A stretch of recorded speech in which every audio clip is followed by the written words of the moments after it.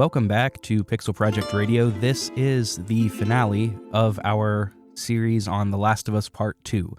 We've been analyzing the narrative up until this point.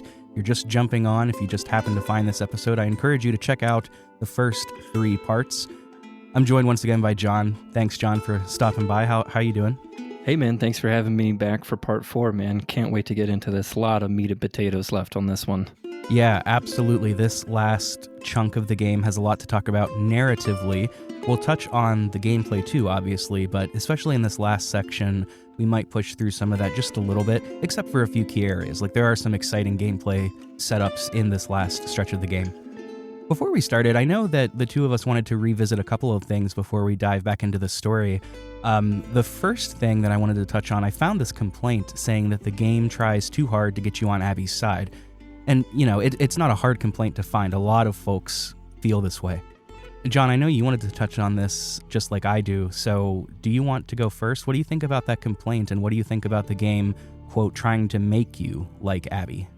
Ooh, I kind of want to throw it right back at you, because I think what you have written in the doc makes a lot of sense, and I don't want to steal from the spotlight, from your spotlight here, because I think what you have written down in the doc is much more cohesive thought than what I think I could put together.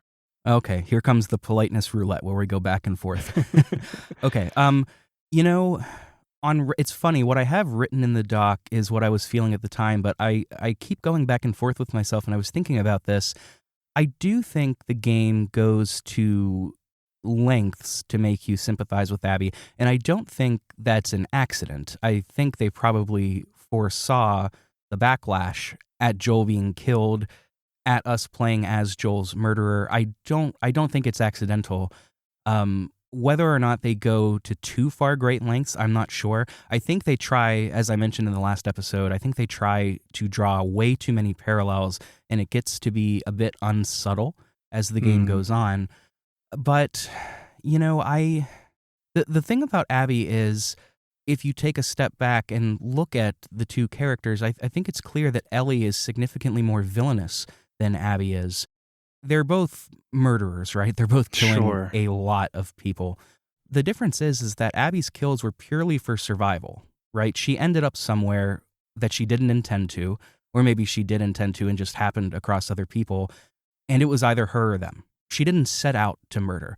Ellie, on the other hand, deliberately puts herself into places where she knew killing would be an option or even a coercion technique.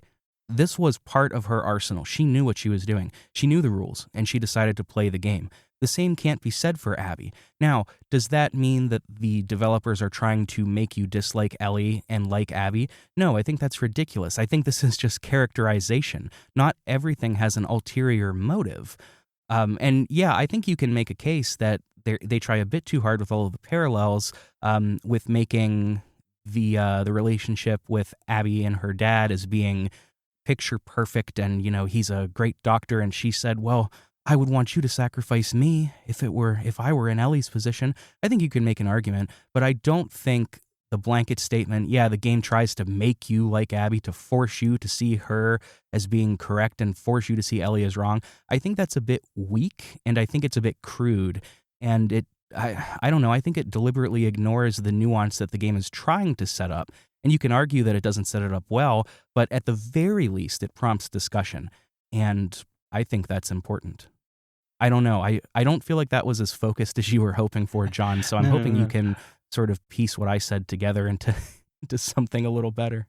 Yeah, I don't think I really agree with the game trying to like force feed you into Abby. There are numerous places throughout this game and the story where there's a lot of duality and a lot of like mirroring, like, hey, this side's got a pregnant person, we got a pregnant person, then there's a kid on this side and a kid on this side, you know, and the whole relationship that is starting to mount between Abby and Lev really mirrors that of the beginning of, you know, part 1, the first game with Joel and Ellie. And that relationship is kind of in inverse, insofar as, like, I mentioned in last episode where Abby is the one that's kind of more youthful and outgoing, where Lev is more quiet and stoic, and there's reasons for that. And I know we'll get into Lev in just a moment here, but I think everything that you mentioned as far as Abby, and not specifically wanting to set out and seek violence. Although, like, I guess there's one caveat that I'd make to that, where I mentioned last episode where she tells Owen that, she found a lead to find Tommy, and they were going to, you could kind of put two and two together that she was going to maybe try to torture Tommy to look for yes, Joel. I guess I should caveat that pretty majorly. That is the one decision Abby makes that is deliberate murder. I don't want I don't want to come across as painting Abby as this righteous person. I don't think she is, but in terms of the sheer amount of killing, I mean, come on. Yeah, and numerous people throughout the Wolves call her Isaac's #1 scar killer. Like Mel calls her that, right? And so we don't ever see her brutally attacking someone unless, as you said, that she was set upon by other people. It's out of survival, right, that she's doing it, where Ellie's making the conscious choice. And we mentioned this, I think, in episode 1 or 2. Through Ellie's arc, Dina is trying to say, hey, we've come across a dozen people or more, 2 dozen, 3 dozen. This is a huge group. Does this change anything for you? And Ellie just completely rebuffs her time and time again, saying, no, like, this doesn't change anything. We keep pressing on. We keep going forward. Where Abby is not that. That's a huge difference between these two characters, where Abby truly is killing out of necessity. And I think people are forgetting too that how much the Abby and Owen relationship plays into it. The scene on the boat, I think, really kind of starts to change Abby's thoughts on how she sees the world. Seeing the man that she loves and Owen be so disenfranchised with Isaac and the WLF, and that quote from last episode where he says, I'm tired of fighting for land I don't give a fuck about anymore. I think that really plays hugely in her decision to want to keep carrying on with these kids and just say, you know what, I'm there too. So Abby is able to show a change of heart and a change in belief, where Ellie doesn't get that, or at least doesn't get it soon enough. It's not a quick thing where Abby can just say, okay, this person that I love is changing and has changed their focus, and I think it's the right decision to do so. So I'm going to keep on this path, this kind of path of redemption. And I don't think that that's force-fed or heavy-handed at all. I think it's earned, as we talked about last week, with the way that Abby looks and feels and acts in the immediate aftermath of the Joel scene with the golf club. You can tell it didn't bring her any joy. It didn't bring her any closure. Right. And now changing her tune and being one of wanting as like a protector rather than a killer. I think, she's searching for something. She's searching for her place in kind of this world. And she feels like she's found that in trying to protect Lev and Yara. And I don't think it's that forced. I think it comes naturally. She's wanting to find her place in the world, much like Ellie was in the first game. Like, I want to be the cure for mankind. I'm trying to find my place in this world. And I think Abby is kind of in that same place for different reasons, obviously, but that's my take on it. I don't know if that's any better than what you said, but that's just my thoughts. The politeness roulette comes back again. Yes. No, it's funny. That's a term that I heard, and now I can't stop thinking about it. When we get to the ends of the episode, it's like, thank you, John. No, thank you. No, thank you. You've got a great show. You've got a great show.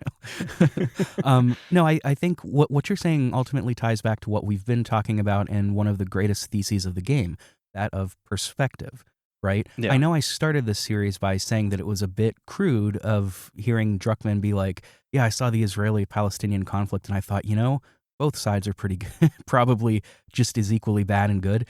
It's like, okay, but, inspirations aside, this game deals with perspective a lot. And when it comes to Abby and Ellie, Abby has a gradual change. She is reckoning with her beliefs way before Ellie has to, or I should say way before Ellie is willing to.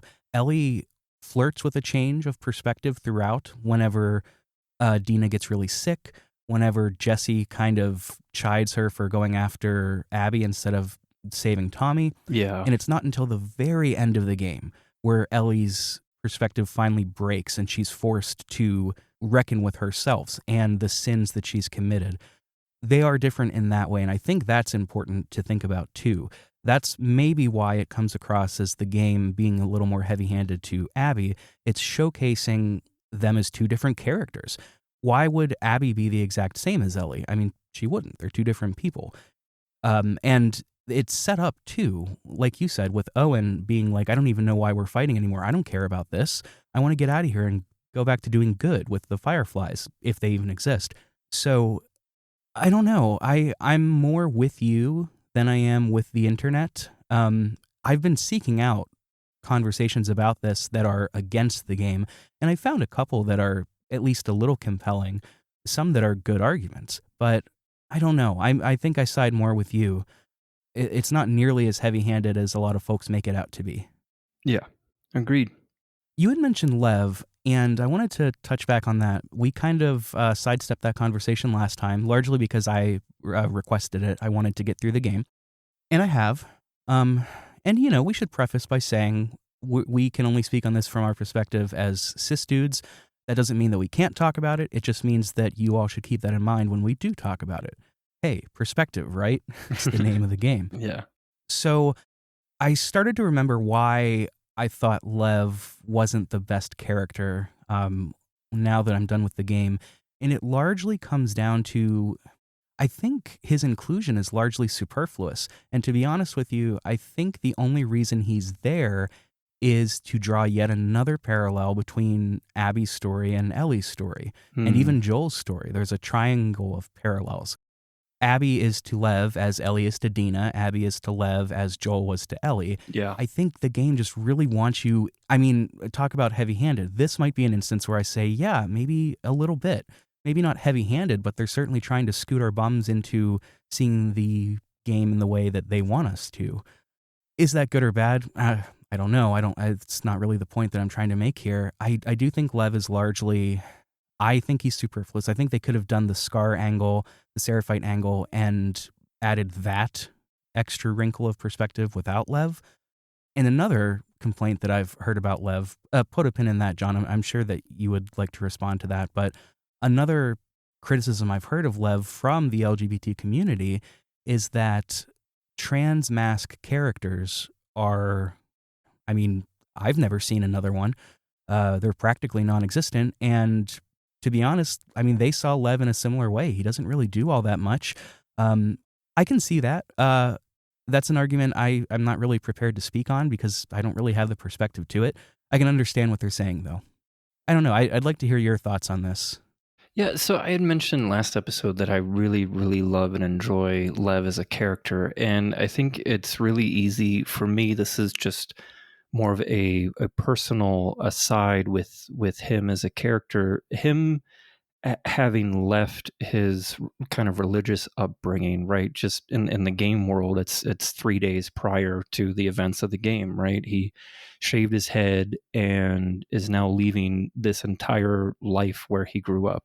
Much like Ellie grew up in the QZ in the first game, and we're seeing her experience life outside of that through the course of the game, and we're seeing Lev experience all of these things. But for me, as someone who's kind of grew up in church and then has since left church, it was easy for me to imprint a little bit with Lev just from that standpoint, and kind of begin questioning beliefs and what I was being taught, what I was being told, what to say, how to say it, and those types of things. That's Sure. where I draw like kind of a personal connection with Lev on that standpoint.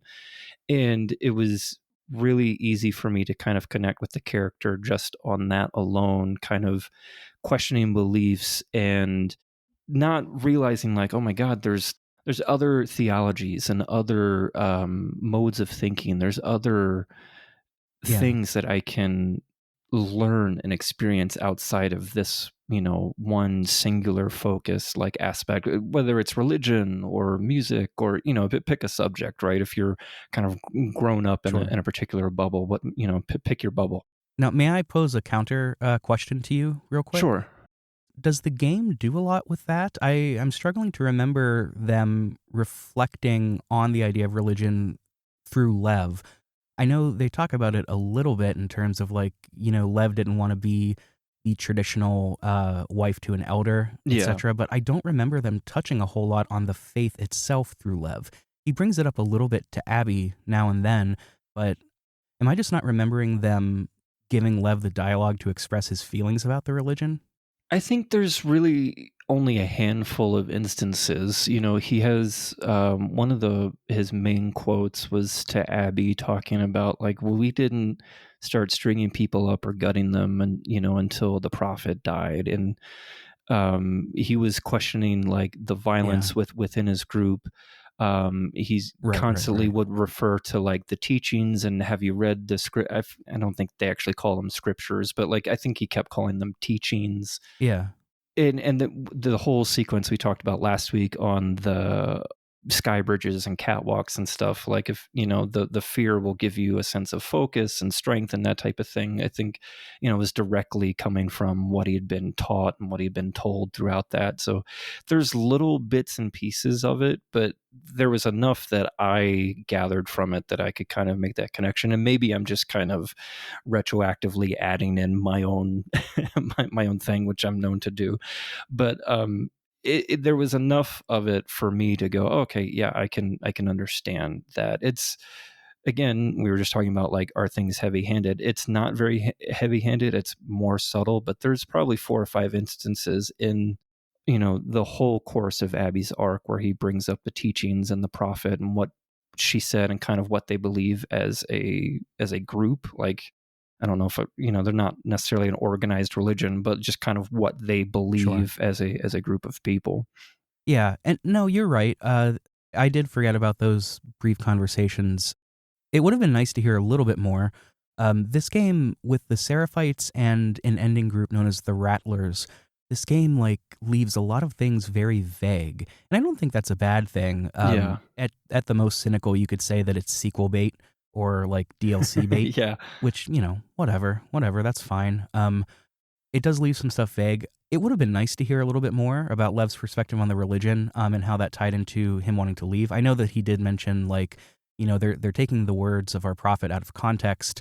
It's not what they said. They're in a fervor after the prophet's passing and things like that. I don't know. It would have been nice. I don't think that's a criticism to put down the game, but it would have been cool to hear a little bit more. Before we actually get into like the recap of day 3 and onward here, I know we both mentioned last episode how Abby's story and kind of Abby's arc was kind of working for us, and we were kind of coming around to Abby as a character. So I wanted to propose this question to you: like, at any point through these first 2 days, had you felt any of that? Like, I know for me, like day 1, I was begrudgingly playing this. I didn't want to be on Abby's side. I wasn't rooting for her at all. That switch of perspective that we talked about, I just wasn't on board. But there were bits and pieces throughout day 2 that I was like, oh my goodness, I think I'm starting to like her as a character. And I know there'll be some moments we talk about in her day 3 section here where I'm like, okay, I'm fully on board. But I wanted to propose that question to you. Were there any moments leading up to this where you were like, oh, okay, I think I'm coming around a little bit? No, absolutely not. In fact, it's the opposite. I was on board from the beginning.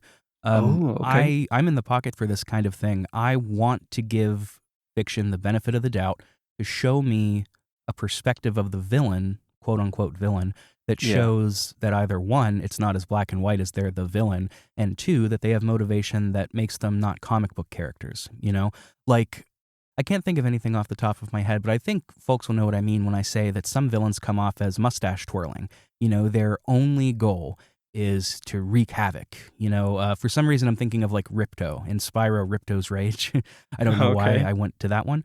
But like, there are some villains that you don't need perspective. Their only goal is to cause havoc, take over the world, and that's boring. And in a game like The Last of Us, where they've demonstrated that they have writing chops, when they put me into control of the villain, I'm not thinking like, oh, Jesus, here we go. You're going to have to earn my trust, buddy. I'm thinking, okay, I trust you. Show me how well you can write this character. It's more so that I'm giving them the benefit of the doubt, and I'm willing to fall off if they prove that they can't do it. It's not so much as, you've got to earn it, buddy. I was on board from the beginning. Man, that is so fascinating because I was not that way. I was hating the first like 5-6 hours of me playing as Abby. And it wasn't as, like okay, you need to earn my love and trust. It was just like that feeling of, okay, you brutally murdered the dad figure, the protagonist of the first game. And I didn't want to see your perspective, but it wasn't really until they're up on the sky bridges and stuff, and she's kind of overcoming her fear of heights, and Lev is kind of coaching her and walking her through that. And then the whole sequence with the hospital was like, oh my God, you literally went through hell and back to try and save this kid. And I applaud you for that journey, because, fear of heights, while it's not something that I personally possess or have, have known people that have that fear. And Abby overcame this not just by like going up 2 or 3 flights of stairs. She's 50, 60 stories in the air on these very dangerous cranes and sky bridges, some of which are made of wood. Then she fights the Rat King. And I was like, oh my goodness, what a journey just to get to and from the hospital. And there's a scene we'll talk about in a little bit here that happens where that was when it fully 100% clicked for me. I was like, okay, yes, I'm on board. Let's go. Like, I'm not saying I'm ride or die with her as a character, but I was like, okay, this switch of perspective, this change has me on board, and I want to see where this goes from this point on. So for me, it happened way later. I like that, we have a difference here. I wonder how many, people listening, or how many people that played the game, like where that turn, if it happened for them, like when that happened. Was it immediate, or, did it happen later on, day 2, day 3? Like, that'd be interesting. I hope people like put in the Discord kind of what their thoughts on that are. I'd love to know. Yeah, you and me both. I would love to hear other folks' perspectives. I think we'll talk more about Abby and Lev as we go on. For now, why don't we jump back into the story where we left off?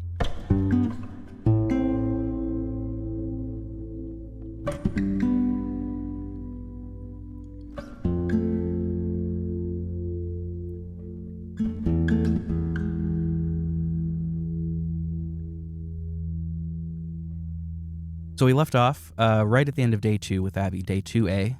We're starting day 3A. Owen is committed. He's going to seek out the Fireflies in Santa Barbara. It's just a rumor, but he's willing to put a stake on it. And Yara and Lev have been invited by him too. That causes a bit of a quarrel between them. Yeah. Well, a bit of an intense one. It's a shouting match. Yara really wants to go. They can't go back. If they go back, they will be killed. They're apostates. Lev cannot help but go back. He's worried about his mom. He's got to save her. She'll pay for their transgressions if they don't go back. So they are screaming about this, and Abby overhears it, and that's when Mel walks in. Now, speaking of Mel, I'm just going to say this now. I love how this game portrays character relationships like real people. Real relationships are messy. It's not very understandable all the time or logic-based. They're just messy and sometimes in the moment. Yeah. I thought, based on everything we've seen, I thought Mel was begrudgingly coming back into feeling like she could trust Abby and be at least professional colleagues, but that's not what's happening. Mel says that she's going to Santa Barbara too. Actually, I'm going with them. But not if you come. What? All of the previous tension has just boiled over. It has not simmered. It is boiling out of the pot. Mel hates Abby. She says, he may fall for your little act with these kids, but I don't. There's nothing to fall for. Isaac's top scar killer suddenly had a change of heart. Nothing to do with Owen, right? I haven't always done the right thing. You're a piece of shit, Abby. You always have been. Oh, man. I wonder if she knows about the hookup too. I mean, I know that she knows about their past, and they kind of still talk to each other like they're quite close. I wonder if she found out about the hookup. That'd be interesting. It would certainly explain a lot. Yeah, that's left ambiguous, but I think, she has spent enough time with the two of them to know how they talk about one another. She's clearly been in the room with both of them many times and, can gauge how they're looking at one another, how they talk about one another. So I think there's just been pent up frustration with the two of them for a Right. long time. And even in the day one section, Abby and Mel kind of have a confrontation with Manny there where she's like, "Oh, you haven't talked to me." And Mel's response is like, "Yeah, it's just been kind of weird since Jackson." Like, Mel had said something to the effect of like, "I think Joel deserved what he got. I just didn't want to be a part of it," or something like that. And I think that she looks down upon Abby for how Joel's whole murder played out. But then there's also the underlying tension of the love triangle between the two of them and Owen. So there's a lot brewing. There was a extra like story that was cut from the game where Mel had a closer and better relationship with Abby's father than Abby did, and that was supposed to be an extra added tension, but it ended up being cut from the game. So I wonder if part of this scene is kind of playing into that part of the game that was cut or not. But regardless, yeah, Mel she has had it up to here, and it has had enough of Abby. Personally, relationship wise, like just everything. She's like, "You're a piece of shit, and get out of my face." Yeah, and it's not like Abby relishes in this. It's messy.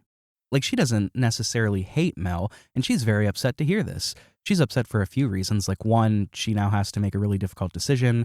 Now that's going to drive a wedge between Owen and everybody else. Like, the whole friend group is now functionally disbanded.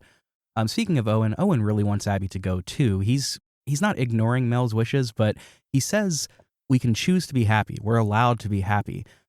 He's kind of checked out of his relationship with Mel, it seems like. And I don't know. I don't think this was like largely telegraphed, but anytime he talked to Abby about it, he did kind of brush it off, which isn't, anybody that's friends with their ex would probably do the same thing in real life. I know I've done that, when you're talking to an ex and the topic of your current partner comes up, it's like, let's just talk about something else. You know what I mean? At this point, he's just fully like, no, Abby, I want to be happy with you, which obviously that doesn't make Abby very happy because like I said, she doesn't despise Mel. And now Owen has kind of shown his true colors. He's kind of a piece of shit. yeah, a little bit. I mean, he's treated Mel as a rebound and has gotten her pregnant, right? He is a piece of shit, but it continues to play on the trope of all these characters having flaws, right? Like his wanting to leave for Santa Barbara, I think, is genuine and shows that, like, okay, he's had a change of heart and wants to move on, but he clearly can't keep his priorities straight between Mel, his baby mama, and Abby, his former love, right? So I love that he's got this flaw of he can't let Abby go, and Abby also feels the same, can't let him go either. And Mel is the one that's going to be, left by the wayside if they have their way, right? So I love that this is written in as his flaw. Like the scene before where he's talking about wanting to go to Santa Barbara starts to get a little bit of salt in the wound right now that, he is actively choosing and telling Abby, like, hey, you and I can be happy. We'll figure it out. He doesn't have a plan. He's kind of mirroring Ellie in a way where Ellie was just coming to Seattle to exact revenge on everyone who was there that day in Jackson. No plan whatsoever. And Owen's plan is just, we're all going to get on a boat. We're going to go to Santa Barbara and we'll figure it out. Okay, man. What about your baby mama? What about your current relationship? He's not figured anything out. He just, he's flying by the seat of his pants in more ways than one. So Lev is a pretty resourceful kid. So he steals one of our boats and he's going off to the island. He's going to go find their mom. There's a little bit of bonding between Yara and Abby as they're looking for him before he takes off. After he takes off, Owen wants to come too. Abby shuts that down right away. She's like, get your fucking priorities straight. Yeah. Which, good for her. He doesn't need to. So we're off to find Lev. I really like this section of the game. We need a boat, obviously. And remember that sniper that was reported a little bit before? Yeah? Yeah. We found him. And this whole section is trying to navigate these areas with Manny, who shows up. Abby almost gets brained by this sniper, and Manny happens to be there. He tackles her down. And this whole section is going through these piers and up through a parking garage, all while Tommy, who is really fucking good at sniping, it's been set up throughout this whole game, is just raining bullets down on you. And it gets to the point too, I really love this. Tommy starts purposefully missing you, but shooting in your direction to alert all of the infected to swarm you. He's using the tactics that we've used against the enemy on us. That is really cool. I don't know, dude. This is one of my favorite combat sections in this whole game. It is so sick. Dude, I love this. I died a few times here. Yeah, him shooting at the cars and shooting out their windows or starting, he'll hit them and the car alarm will go off and then all the infected are alerted to you in this area. And it's the run-of-the-mill infected. You got the runners, you got clickers, you also got the shamblers here as well. It's a lot of infected. Man, is it a cool set piece. I love this. And yeah, it's super fun, super intense, and really, really fun set piece. Yeah, it's one of those deals where it's if you really stop and think, you're wow, all of these cars and dumpsters sure are conveniently placed. But in the moment, it doesn't matter because it's just so much fun. Tommy is as soon as you step out, he gives you a second before he's firing on you. He's quick with it. You have to get inside of the parking garage by hiding behind this what is it, this little pallet dolly full of pallet. You barely make it in, and as soon as you get in, you're trying to push this door open, and Manny gets shot right through the head. It's brutal, and it's just Abby now. It's really tense. You're getting up through, and eventually you get out to this pier, and you're able to get to him physically. They're struggling at the top of this pier area, trying to push each other off, and he almost beats Abby, somehow. It's not until Yara comes out of nowhere, gets a little slice on him with a knife, that gives Abby the upper hand a bit, and she pushes him off into the sea. Unbeknownst to her, but known to us as the players, he's going to be okay. But in the moment, problem solved. What an intense sequence, because again, unceremonious death, we've seen it now happen with Jesse, and now it happens with Manny. And Manny, it happens to him so fast, he's mid-sentence saying, hey, let's go the other, bam. He's trying to say, let's go to the other side or whatever. And just completely unceremonious death. Man, brutal. But I love Abby here. She just lost her buddy, her buddy in arms, her roommate, right? And her focus is still on Lev. It's okay, she doesn't have a moment, she doesn't have a second to grieve Manny. She tells Yara, hey, let's go get a boat. It's right over there. Let's go get your brother. We need to find Lev. She doesn't hesitate for a moment.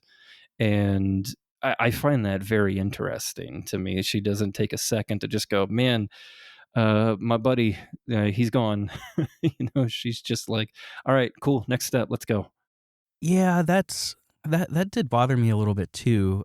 For as much attention as they put on the enemies sort of reacting to their deaths, and as much as Abby reacts to other deaths in this game, it did seem like Manny was, in the moment, I understand that's shock and self-preservation. She's going to die. Maybe it's one of those situations where it's the compression of fiction and we're to assume that it just happened off screen. I don't know. On the other hand, this only takes place over 3 days, and it sure as heck feels like 3 days. So I don't know how much compression is actually going on here. I don't know. It didn't bother me in the flow of the game, but it is something that if you think about it, you're huh, that's strange. Yeah. But anyway, I mean, we successfully got to where we wanted to go. We get a boat, and now we're off to the Seraphite Island to find Lev. The wolves are already coming. They are coming tonight. We even see a couple of them coming up as we're going through the forests, so we've got to be quick. And there's a line here, too. Yara asks Abby, your leader, Isaac, what does he want? Abby responds, an end to the fighting, at any cost. This attitude of if you want peace, prepare for war has always bothered me. And I know it comes off maybe as Pollyanna-ish or too idealistic, but at the same time, I don't care. I don't think that is the path to a society that is not morally bankrupt in some way. The only way to ensure peace is to make it apparent that you have the arms to destroy everybody else. That reminds me of the Cold War. Yeah. Nothing good comes out of this. He wants to end the fighting by wiping out your people. What a hypocrite. Yeah. There's a cool collectible that you can find in this area too, where you find a note from two wolf scouts that were here that didn't make it off the island. They were like scouting out the entire island, and then the Seraphites' main city, which is called Haven, and they were like keeping journals for about a week or so and saying, okay, this is a much bigger occupation than we thought. They have way more weapons, way more people than we thought. And then like the next day I'll be like, hey, where we kept our boat, it's been scuttled. Now we have no way to get off the island. Oh shit, we've been found. So-and-so got shot with an arrow. Like there's a cool little collectible that's like a week long worth of notes that they didn't get off the island, and they were trying to get word back to Isaac like, hey, this full out assault is not going to work. It is a much bigger operation than we thought. And I love finding a little note like that going, okay, yeah, you Isaac have now like doomed really both sides of this war, and good luck to whoever is left, because it's not going to be many people. Oh yeah, the debts of war, the debts of tribalism are all throughout this. We're about to see a particularly impactful scene related to that coming up. As I said, the wolves are already here. We don't run into any at first, but we do see them coming through on boats and such. And there's even one section where a bunch of them run right past us, but we're stealthing, so they don't see us. The settlement here, we're exploring the settlement of the Seraphites. It's kind of what you'd expect. Wooden building structures, their insides are lit with fire and lanterns, there are places for them to cook and craft. It's a nice little dealio. It's Skyrim, reminiscent of Skyrim. I don't know. You're stealthing through here to take out the Seraphites, because remember, they want Lev, Yara, and Abby all dead. So you're stealthing through here. There's a lot of them, so you've really got to be careful if you don't want an all-out firefight, which I did not. So I stealth through a lot of this. There are lots of crop sections around here, like corn stalks and such, that you can stealth through too, which is really fun. I had a lot of fun throughout this. It's long, and it's going to be longer. You've got to be really patient if you want to stealth through it. But it was fun. This is, I don't know, like we talked about this last time. Abby's gameplay sections are a little more fun than Ellie's, maybe because they're a little more varied, but it's really highlighting that in the end of the game here. This is great. Agreed. I think some of the sections in this are really fun to play. You mentioned the cornfields. They have like a pretty interesting operation as far as like the wooden buildings, and like, oh, this is kind of their lumber yard. This is where they dress all of their meat. You can find collectibles in this area saying like, okay, hey, Elder Thomas gets, the legs of this deer and that type of thing. And they have a huge like agricultural center here where they have apples and tomatoes and all different types of fruits and veggies. Like this is a pretty insane operation that's just that they have on this island. It's really fun. I agree with you. I think this is very fun sections here. It's very varied. There's again more verticality. There's one level where you can kind of swim around and duck in and out of combat, which is really fun. There's a couple of these houses where you can get up to the second floor and kind of snipe or stalk around if you want. Like it's really, really fun. And I do think that Abby's arsenal is a little bit more fun to play with overall. Like I just abuse the crossbow that she has. It's really fun. Her rifle with the scope is a lot of fun to play with too. I think her overall arsenal is a lot more engaging and fun in my opinion. And her sections of gameplay, as you mentioned, are really fun to go through. And this certainly was another one. And it's just unlike anything else we've seen in the game. It's open, it's outside. There are like the little wooden kind of shanty buildings and stuff. So it really is fun to kind of bob and weave in and out of these little buildings. Yeah, absolutely. And you can find other logs and collectibles too that make it clear they're drawing a parallel between Jackson as well. They've got logbooks just like Jackson did, pretty similar. It's fine. I didn't find that to be too egregious, but You do eventually find Lev. Yara leads you back to their house, and it's a very unfortunate situation. Oh, man. You walk in to find the mom dead, lying dead on the ground, and it's not until you turn around that you see Lev cowering in the corner. The one person that he came back to try to save, the one thing that meant more to him than anything, that meant more to him than his faith, than to his safety, he killed her. He says this. I just tried talking to her. I tried to make her understand. But she just kept yelling. She started chasing me. Trying to make her stop. I was just pushing her off of me. She hit the table. Listen. You were defending yourself. You did nothing wrong.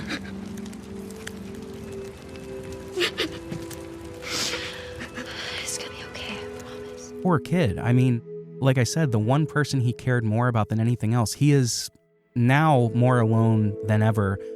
This is another casualty of this idea of tribalism. He came back. He risked his safety to save his mother. He knew going back would mean his death, but his mother can't see it as that. His mother is so indoctrinated into this in-group, into the tribalism of the cult, that she cannot see Lev as family. She sees him as a traitor, as an apostate, somebody that must be punished. And this slots nicely into the theme of perspective. This one in particular works well with me. I have a lot of issues with this idea of, indoctrination into any kind of viewpoint, into a political viewpoint, into a religious viewpoint. I think it's totally morally corrosive. I think we talk about revenge being a poison. I think this is just as poisonous and tends to be venomous too as anything. And it's tragic that this child had to bear the brunt of it. This is something that he'll never recover from. Oh my God. Yeah, it's brutal. He's sitting here cowering in the corner, and he's been visibly shaken, obviously, but his mother attacked him for the shaving of the head and kind of being an apostate, leaving this this religion behind. And he's been slashed and cut and bruised in this ensuing fight. And my goodness, how brutal to have the one person that you were coming back, risking life and limb to save, one, not wanting to be saved, and two, just attack you on sight. My God, I can't imagine just the mind trip that Lev had to have been going through during that, right? And then to, in an act of defense, defending yourself, push your mom in a way to where she falls back, hits her head on the table, and then dies. My goodness, man, that is a lot that happens in the course of, I don't know, what would have been 5, 10, maybe 15 minutes, who knows. I love when Yara and Abby come in, because Yara has about 2 seconds of going just, oh my God, Mom, and then hears Lev crying in the corner and immediately goes and tries to console and comfort Lev. She doesn't spend more than a second trying to figure out or reminiscing anything about their mom or anything. She immediately puts all of her attention on Lev, and I love that.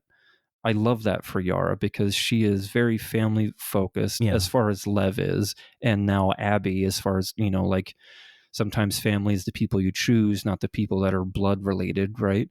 And she has this moment of just like, okay, we're going to move on. You did this in self-defense, nothing to worry about, like, not nothing to worry about, but like, don't assume that you were in the wrong here, basically. She doesn't say that outright, but it's kind of that type of tone. She seems to realize two things a bit more groundedly than Lev. One being the deleterious nature of the idea of indoctrination. When you lose the self, you are unable to act as an individual. You act as an extension of this in-group, of whatever groupthink is present. And that directly led to the mother not even being able to see Lev as her child. She sees him as a sinner, as the other, as somebody that needs to be punished. Or even an enemy. Exactly. Yeah. And I think that she realized a bit earlier on, too, that she was more accepting of this fact that they probably needed to cut her off, that family is more than blood, as you said. Yeah. She was totally set on leaving for Santa Barbara. She knew that she would have to leave her mother behind. Yeah. Lev, I don't think, understood that to the fullest extent of what it meant. Yara is just a little more grounded in this whole thing. She's the big sister. It's her job. Yeah, and for someone who's seemingly 16 or 17 years old, speaking of Yara, we know that Lev is only 13.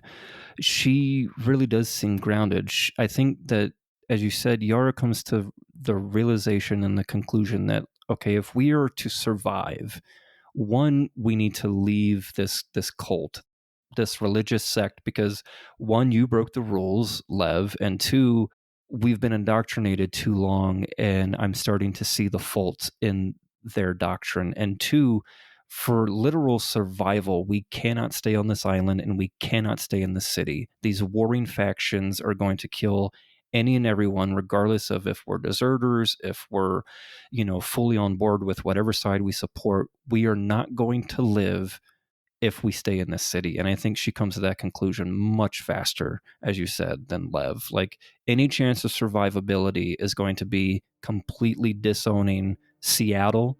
And that means leaving our mom, leaving our culture, leaving, this area, this religious group that we've been a part of our whole lives to this point. We need to leave it all behind. Otherwise we will die. And I love that Yara comes to that conclusion, because the remaining time that we spend with her, she's very family focused, and it is moving towards that goal. Right, precisely so. She recognizes it as the necessity that it is. However, it's not over for them just yet.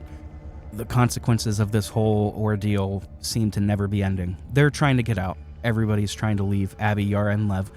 And at one point, you make it a surprisingly far distance, but a wolf gets Yara by surprise.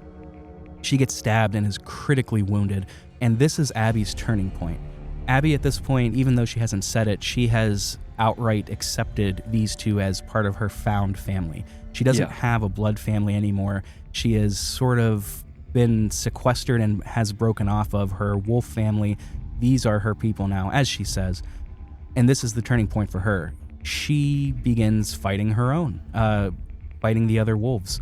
Her transformation is complete. And the other wolves are completely caught off guard by this. They don't know what to do.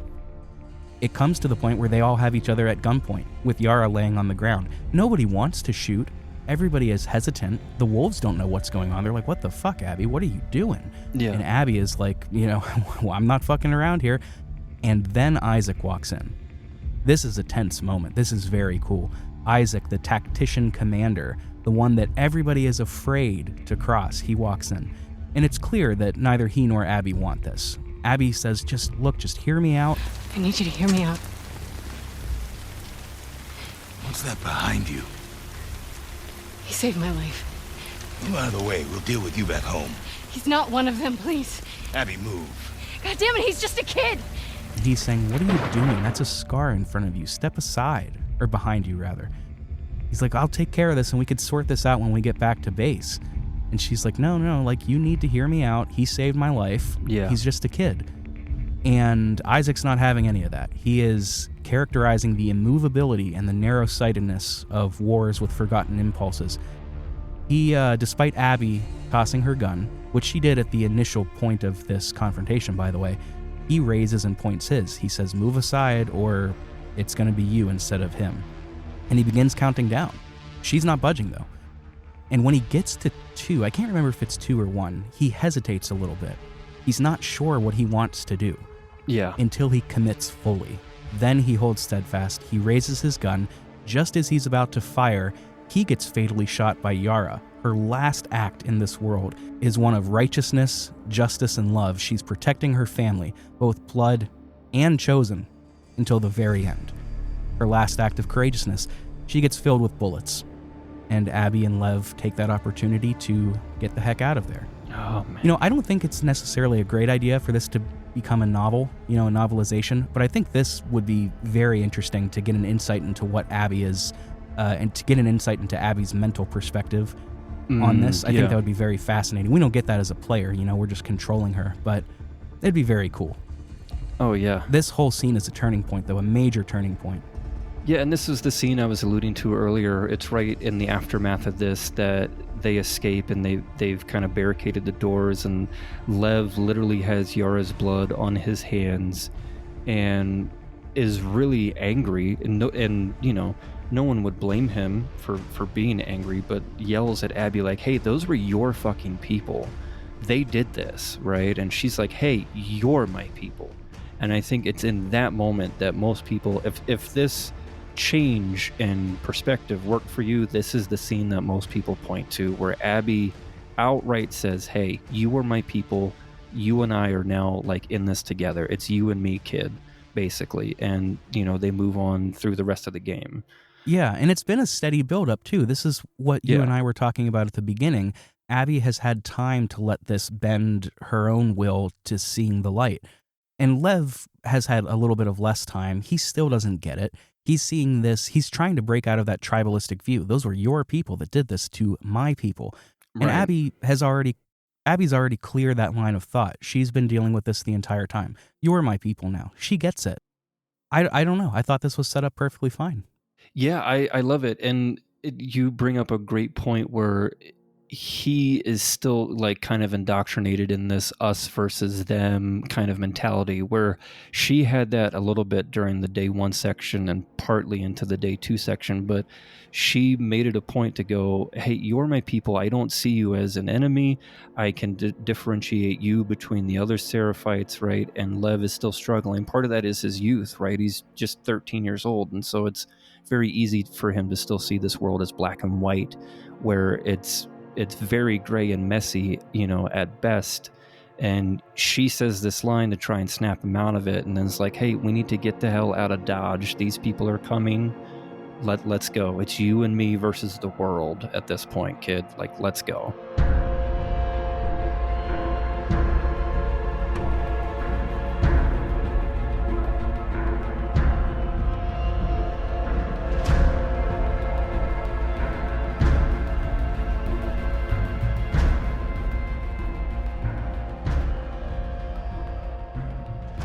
Right.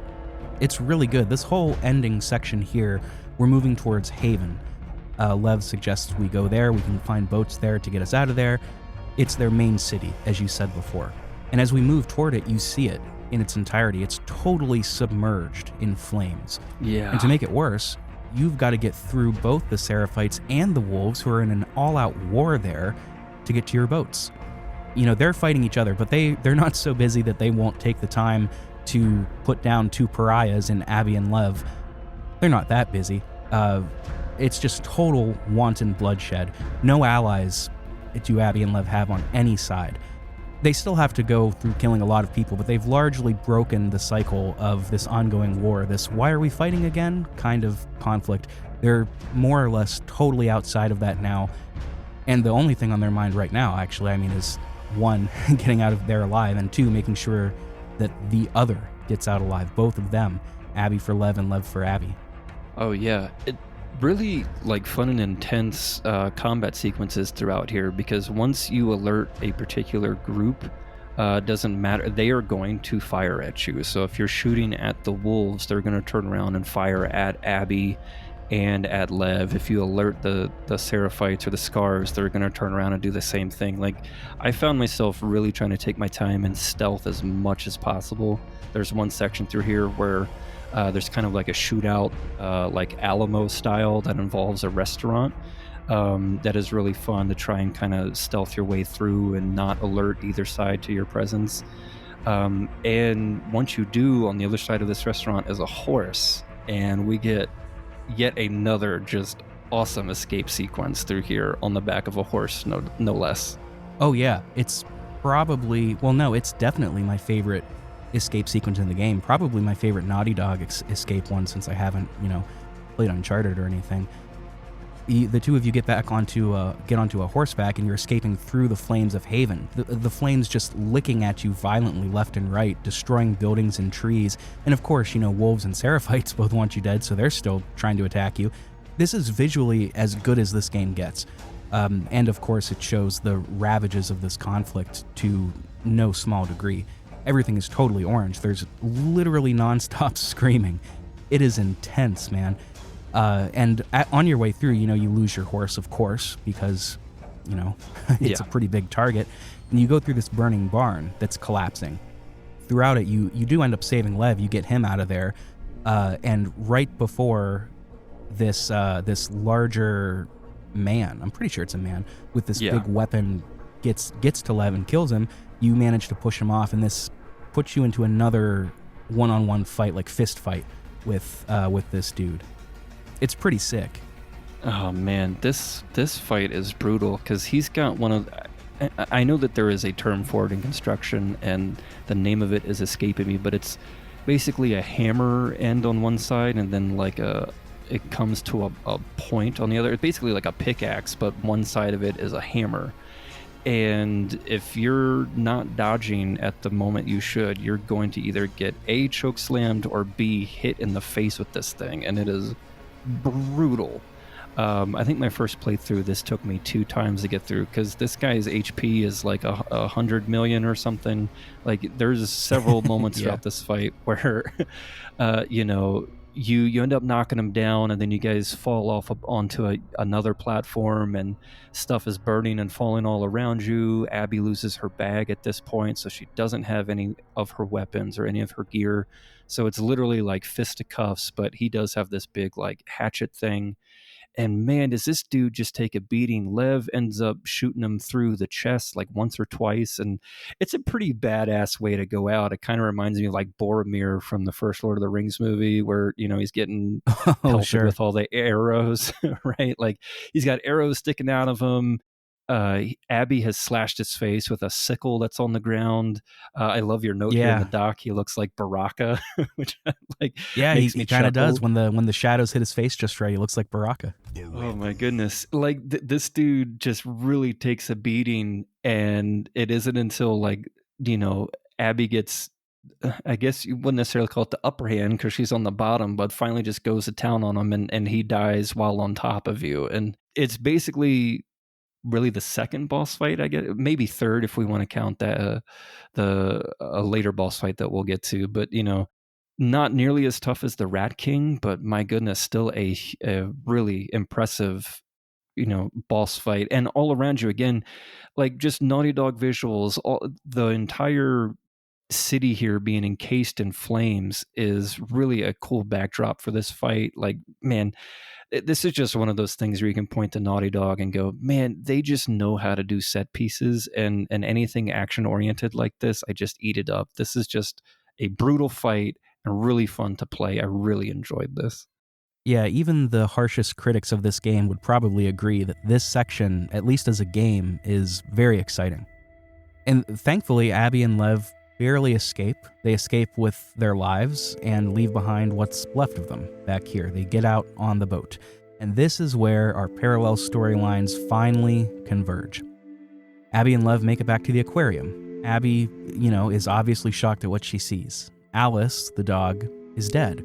This scene is framed really well. You walk down that long hallway leading up to Owen and Mel's location, which kind of mirrors the hallway through which she found her dad in St. Mary's. This is the kind of subtle parallel that works for me perfectly. It's not too in your face, it's great. You walk through, everything is dark except the light coming out of the hallway. Really well done, and Owen and Mel, as we know, they lie there dead.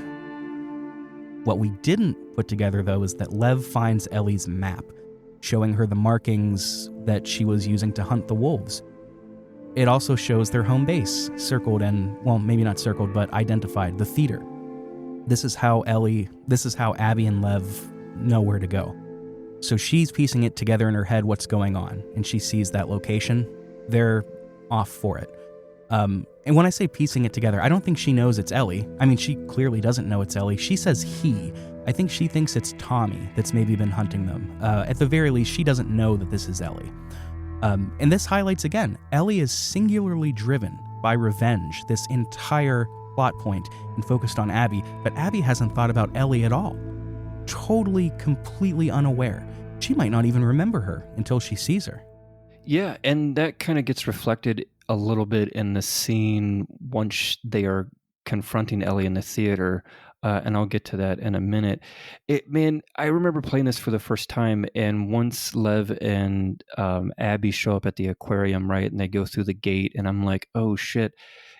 Functionally in the game, like it's been probably 10 or 12 hours since Ellie's part of the story, where Owen and Mel died. And I remember sitting there my first time going, oh, wait, this has happened, and they're going to walk in, they're going to find the body, they're going to find the corpse of Alice, the dog. They're going to find the corpses of Owen and Mel. And man, so brutal.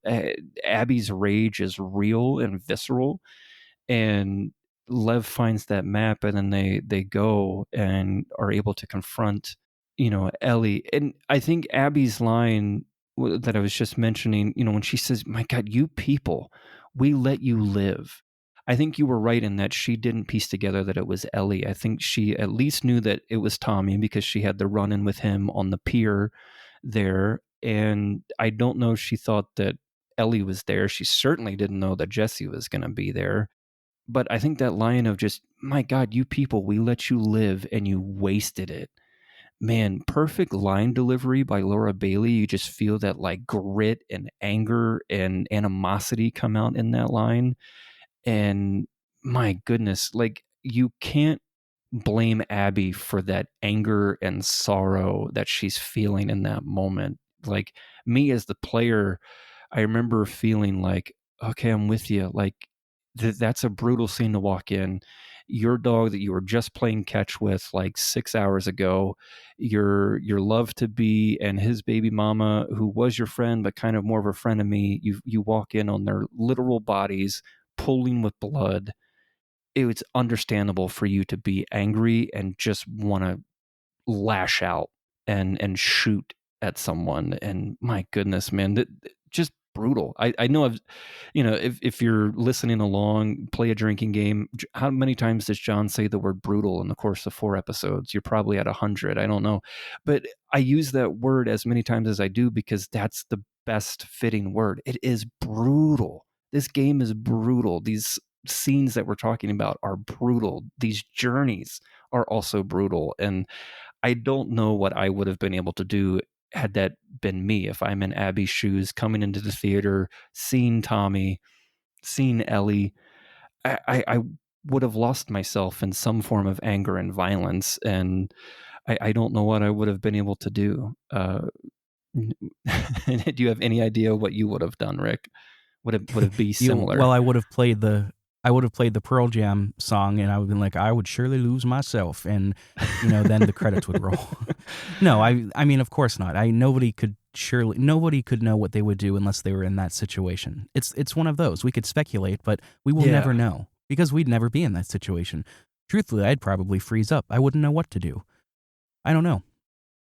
You had mentioned that line, "We let you live and you wasted it." I think that hits a little bit different with the recontextualization because Abby, throughout all of her perspective shift that she's gone through, now has a new appreciation of life. She doesn't want the wanton violence anymore. She sees how it has completely vanquished everything that her people hold dear, both her, the wolves, and Yara and Lev. She's seen what this does to people and what it does to societies and groups and friends and family. I think you could read into it that she has a better appreciation of, maybe not mercy, maybe that's not the right word, but just the idea of not engaging in this kind of tribalistic warfare. So when she says, "We let you live," suddenly this newfound position that she's fought to get into is directly being challenged. And now she's having an internal conflict. Like, what if all of this was for nothing? What if I'm wrong? What if everything I've fought to now believe is incorrect? She's having an internal crisis. We let you live and you wasted it. Maybe I'm wrong now. This scene plays out the exact same as we've seen it before, but when it cut off the last time, we didn't see what happens. It turns out Abby does actually shoot at Ellie. She was going to shoot to kill, but Tommy ends up hitting her hand away and he gets shot in the process. In the moment, we assume that he's dead. It looks like a fatal shot, and he doesn't get up, obviously. Oh, by the way, we neglected to mention when Ellie and Jesse run in, Jesse immediately gets shot through the head, or through the cheek, actually. I mean, he's dead for sure. It's a really impressive shot seeing it play out from Abby's point of view. Like, it is quick. She's a Buster Scruggs. She fires off extremely quickly. I think that's the second time I've referenced him throughout this. Buster Scruggs, yeah. Yeah. Yeah. So it's now Abby and Lev versus Ellie, who is now completely alone in the world. Well, there's also Dina, but we've kind of forgotten about her for now. This is the last section that's Abby versus Ellie. And, well, we're not quite at the epilogue section yet, so I'll hold off. For now, you get a little bit of a showdown. Fighting Ellie. You are fighting to kill Ellie. And this is very reminiscent of the boss fight in part 1 between Ellie and David. That character that I liked quite a lot. It's reminiscent because it's just the two of you, going back and forth. Abby doesn't have a gun, so you have to do what you did with David by throwing the bottle to distract her, to get behind her, to attack her, or you attack her with the bottle to give you enough time to punch her and start fighting. You have to use the listen mode to see where she's at. She can sneak to like throw you off her scent, and she has a gun, just like David had. It is intense. You're sneaking around some like theater props, some boxes. It's really exciting. I'm sure gamers were just reeling with steam coming out of their ears that we're fighting Ellie. It's really good. Yeah, and we know how formidable Ellie is because we played 10 hours with her. We know her arsenal, so you'll see her like put the little proximity mines around, or we know that she wields the switchblade. Like, she is a very formidable opponent. I love this whole fight. I think the one thing that I might harp on, because we just had it happen in the fight with the big Seraphite guys, like there's another like, okay, we're going to fall through the floor down to the next level type thing, where I was like, okay, this just happened an hour ago. Yeah. I forgot that we were even on top of a floor to begin with, but we fall down into like a prop cellar. Yeah. So I'm like, okay, probably didn't need that. But then again, that's very Naughty Dog. That, it happens throughout all of Uncharted, and definitely in a couple, in both of these Last of Us's games. So that would be the only thing that I would harp on, but still a fun fight. And man, it's are we ready to talk about this next scene here? Yeah, I think so. And I think it's worth going back to my previous point where Abby's perspective of this constant fighting, this constant war being totally deleterious to the human spirit, it's now being challenged, and it's virtually been crushed by the villain Ellie. I think that's worth pointing out for what's coming up. You go back and forth, Abby and Ellie, Abby nearly killing Ellie, She gives her the hardest haymaker I've ever seen to the face, where I'm surprised Ellie got up after that. She eventually, Abby does, catches Ellie and just mercilessly beats her into the ground. And the only reason she doesn't die is because Dina comes out of nowhere and rushes Abby with a knife. But, Dina is not only pregnant and sick, she is very slight of frame, so she can't handle Abby. Abby has her at knife point, and she's ready to kill her. Ellie can barely get the words out. She says, no. She had nothing to do with this. She's pregnant. Good. Abby. And in that moment, remember, Abby's entire worldview that she's been working towards building is shattered. She's lost all sense. She has now succumbed to the poison. She says, good. Oh, man. Talk about, John, you mentioned you kept saying brutal. I mean, this is the most apropos place to put it. Yeah. Brutal. I mean, and why shouldn't she? Ellie didn't flinch. Well, as far as Abby knows, Ellie didn't flinch to kill Mel. Yeah. An eye for an eye, right? That's the poisonous mindset that Abby has fallen back into, that Abby has been beaten back into from Ellie. Good. She's pregnant. Good. I'll kill them both. Yeah. Holy shit, man. And it takes Lev being the voice of reason and calling out to Abby. And it's just the look that he gives. He doesn't even say it. It's just Abby. And you can tell just by his look, it's like, hey, you do this. We're no better than the people that we're trying to get away from. I don't think that in this world, that they would know in the world of The Last of Us, I don't think that they would know who Martin Luther King Jr. is, but in this moment I was reminded of that quote that he has of like, be the change you want to see in the world type thing. And like, I don't know if that's any form of inspiration on this moment, but Lev just calling out to her and saying like, hey, Abby, like, we don't need to do this. We can choose to be better. We can choose to move forward. We can let this go, and we can fight a battle somewhere else, and Abby, I think, really takes a minute to like look at Lev, and then she stands over Ellie and she says, Don't ever let me see you again. and they leave. Yeah, I mean, Lev single-handedly restores what Ellie has snuffed out. And it's not an accident. I mean, this is, you could argue that this is Lev's structural point in the story. You could, I'm not making that argument, but you could. And in a moment, I can't remember where in the notes that I talk about this, but I reference it a few times later on. The human brain is a wonderfully magnificent thing. I could spend the next 5 minutes, several paragraphs, talking about what was going through Abby's head in that moment, but even though it would take like 4 to 5 minutes and several paragraphs, that goes through Abby's brain and any of our brains within 1 to 2 moments.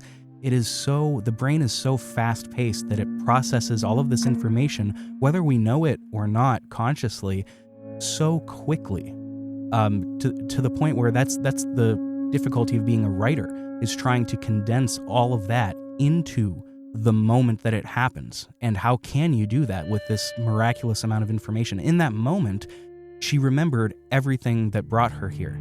Protecting Lev, all that Lev has lost, all that she has lost, both in terms of actual lives and friendships.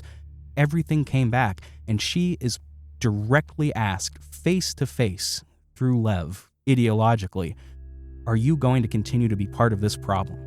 Yeah. And she can't do it. And that's when she says what you said, don't ever let me see you here again. And she leaves. Now, and I mean, Ellie and Dina are just totally haggard on the floor. They're not moving. I think there's an argument to be made that the game could have functionally ended here with maybe like an amended scene that kind of wraps things up a little bit better. Not sure. Better, that's not the word that I meant, but just wraps things up. Because I think ending on this exact scene would have been a little abrupt. The argument that I think could be put forward is the epilogue feels disjointed. What I wrote later is the epilogue feels like it was done by a different team at the direction of the main team and then just kind of tacked on. It doesn't feel out of place. It just feels like you get there and you're like, oh, okay, there's more. And then you're a couple hours in and you're like, oh, okay, there's quite a bit more. It's significantly less even, I think. In a game that's already fairly kind of uneven throughout, taking a lot of risks and whatnot. I don't know. What do you think? Do you think the epilogue was the best idea? Or do you think that it could have been amended and condensed down and ended shortly after this? I think it's a great question. I remember my first playthrough of this game, I thought, okay, there can't be that much game left. And I remember thinking at least 3 or 4 times, like, okay, cool, this is the end. And then we get to a different sequence. Okay, cool, maybe this is the end. Then we get to, another sequence. Okay, maybe this is the end. And then we finally get the end. I was like, okay, this is the end. I think, though, that like the game kind of is in on the joke. It knows that it's too long and it's going to have you continue to play because it needs to show you the complete depravity of Ellie before she comes back, right? And I don't think you can really get that. Respectfully, I might say that's a bit of a stretch. Respectfully. Sure. What was it? The nice cartwheel, or not cartwheel, the carousel of niceness the is now roulette ended. The roulette of politeness. Yeah, that's the one. Yeah. No, I'm kidding. No, like, I think that you'd kind of need the rest of this game to show still how far Ellie has gone on this journey, and to see everything that she has lost and the weight and effect that it has on her by the end of the game.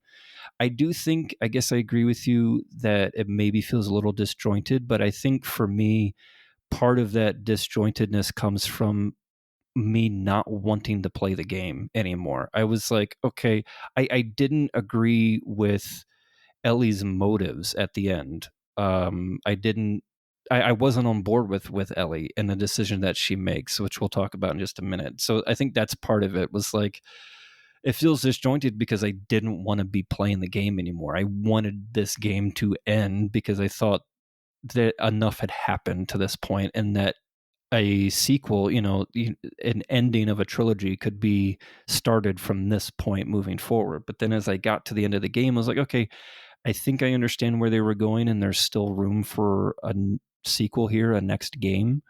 So that's my thoughts on it. And I think, just to quickly go back to the end of that fight, Abby yet again leaves Ellie, allows her to live for a second time. And I think that again speaks to Abby's character in this moment, where Ellie would not have done so at the end of that fight. Ellie was going to be out for blood and was going to kill her, and wouldn't have gotten to a point where she would have felt mercy. I think, at least in that moment. So, sorry, that was a word salad and a half. No, I know what you mean. This ending to the game proper, quote unquote, is very clearly showing you that Abby, if we could draw the line between good guy and bad guy, which is totally reductive to do in a game like this, let's be clear. If you were to do that, Abby would be the good guy and Ellie would be the bad guy. It's very clear. It's making that distinction here. That's not what this is. It's not that black and white, but I think the criticism the folks have about the heavy-handedness is with the inclusion of the ending and how far it pushes that. I think it ends very well. I love how it ends. I can understand the criticism that it's maybe really pushing you into thinking that, just in case you didn't get there. I get it, but I still really like how it ends. So let's talk a little bit about the epilogue.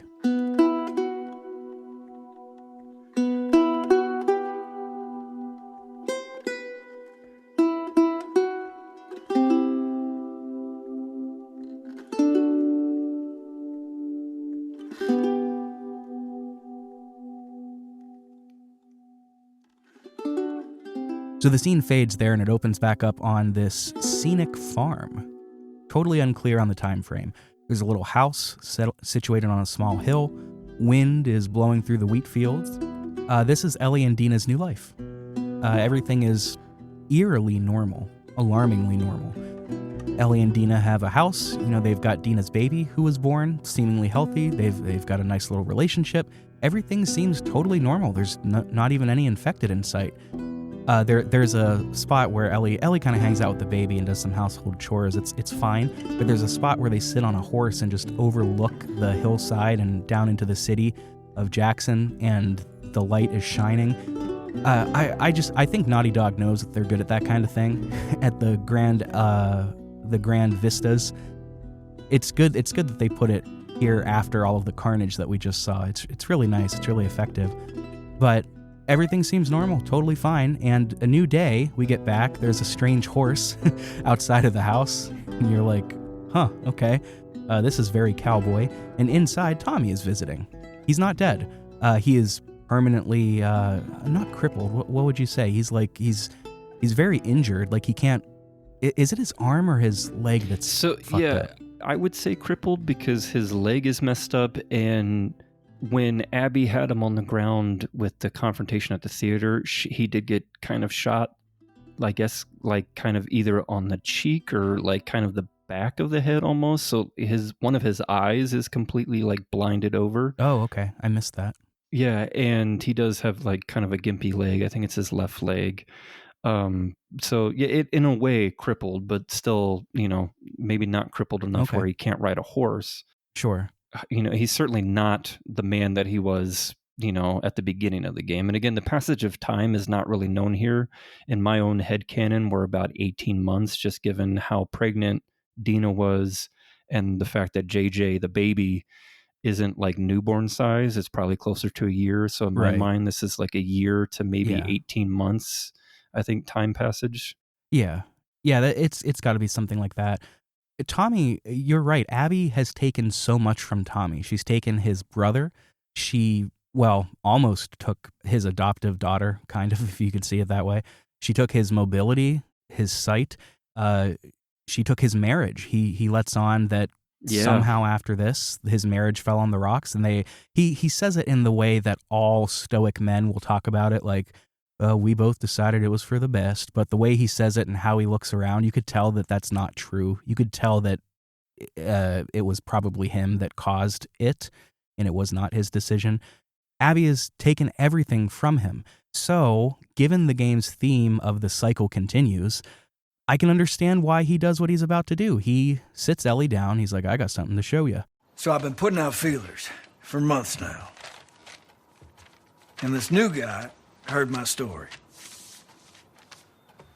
He told me about a woman that he traded with while he was moving through California.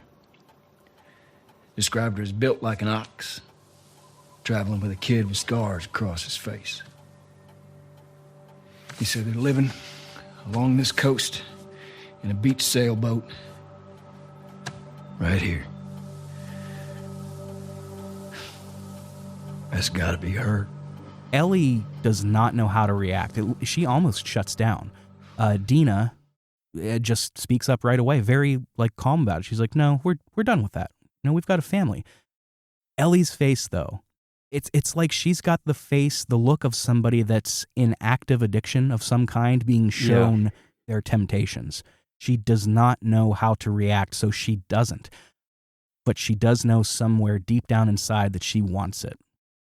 It's a very tough moment because you as the player, you know what's coming and you're like, I beg you not to do this, Ellie. But you know that she's going to. Yeah. And this is coming on the heels of her PTSD episode from probably a day or so earlier, time-wise within this, where she was in the barn and was flashing back to Joel. And now you have this guy. I think you phrasing it as someone with an addiction, right? Like she's now been a year or 18 months or so away from this. And now you have Tommy coming back and, it's like a sniff of alcohol or it's just a sniff of weed or, pick your addiction, your drug, whatever. And she gets just a taste of it. And it's like you said, once that happens, she's not able to let it go. It's like, oh God, we can literally see her face change. And as the player, that it's like, oh God, you're going to do something stupid that I'm not on board with. You're going to make a decision that I don't want you to make, and I'm not going to be on board with it. And this was the scene that I was talking about, I think back in episode 1, that's kind of an inverse of right after Joel died, when Tommy comes to visit Ellie in her little barn behind Joel's house. And Ellie is very much like, hey, let's go. We need to go to Seattle. We need to go kill him. We need to go after him. And Tommy is consistently rebuffing her, saying, well, how do you know they're really in Seattle? How many people do you think we're going to need to do this right? And now we get the inverse of this, where Ellie has spent so much time building up a life with Dina on this farm with JJ. They have some farming operation going on here. They have built a life for themselves outside of Jackson. Dina makes mention that, Jesse's family, his parents come to visit JJ, which I think is sweet, very cool. And now you have Tommy coming in going, you said you were going to make her pay. You said you were going to see this through the end, and he's being just a total dick, right? He is being a real piece of shit. The full quote that he says this. Reckon it's easy. Forget about her. You sitting all comfy way out here? Hey. I'll make her pay. Tommy. That's what you said when we got back to Jackson. Tommy.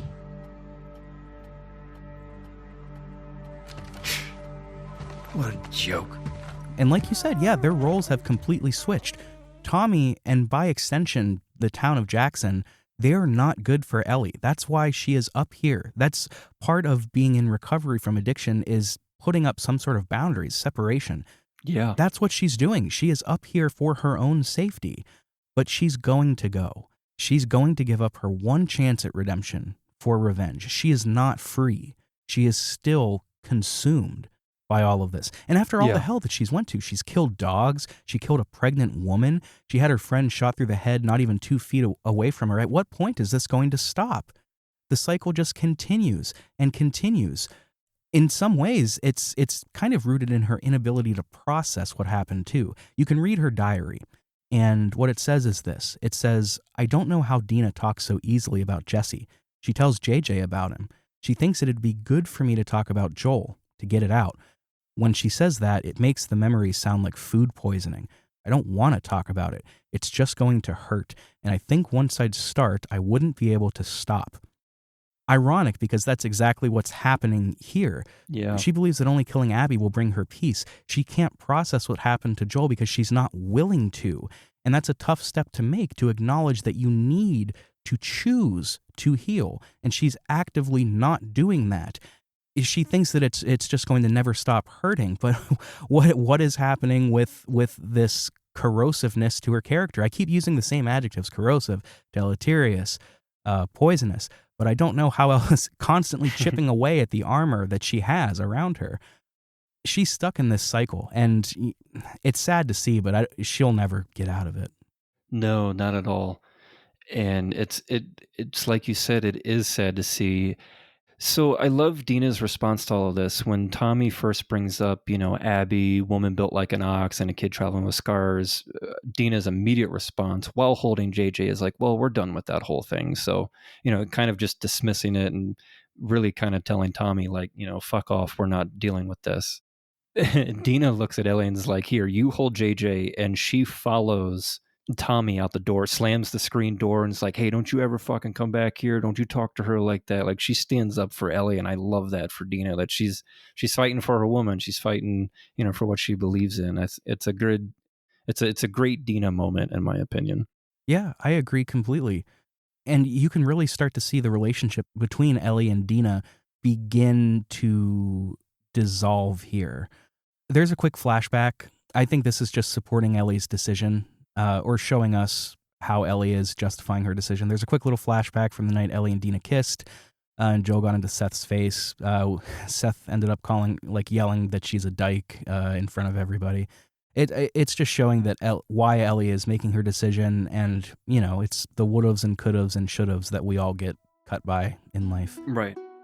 Ellie ends up waking up in the middle of the night, getting ready to go, and Dina knows it. When she catches her, Dina knows it, and she kind of has the little pleasant chat, and then she's like, all right, well, come to bed, we could just talk in the morning. And Ellie won't do it. She's like, I have to do this, or something to that effect. And Dina can't believe this shit. She's like, we've got a family. She doesn't get to be more important than that. Yeah. But Ellie refuses. Dina, even going so far, Dina does, as saying, if you go, we're done. I can't do this again.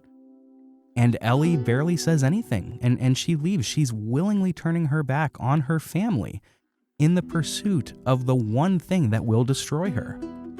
And I'm sure there are some gamers somewhere that saw this as like this badass moment where she's like sticking to her convictions. Hell yeah, we're finally gonna get Abby. This is it. What a badass. And that's such a fucking childish way to view this.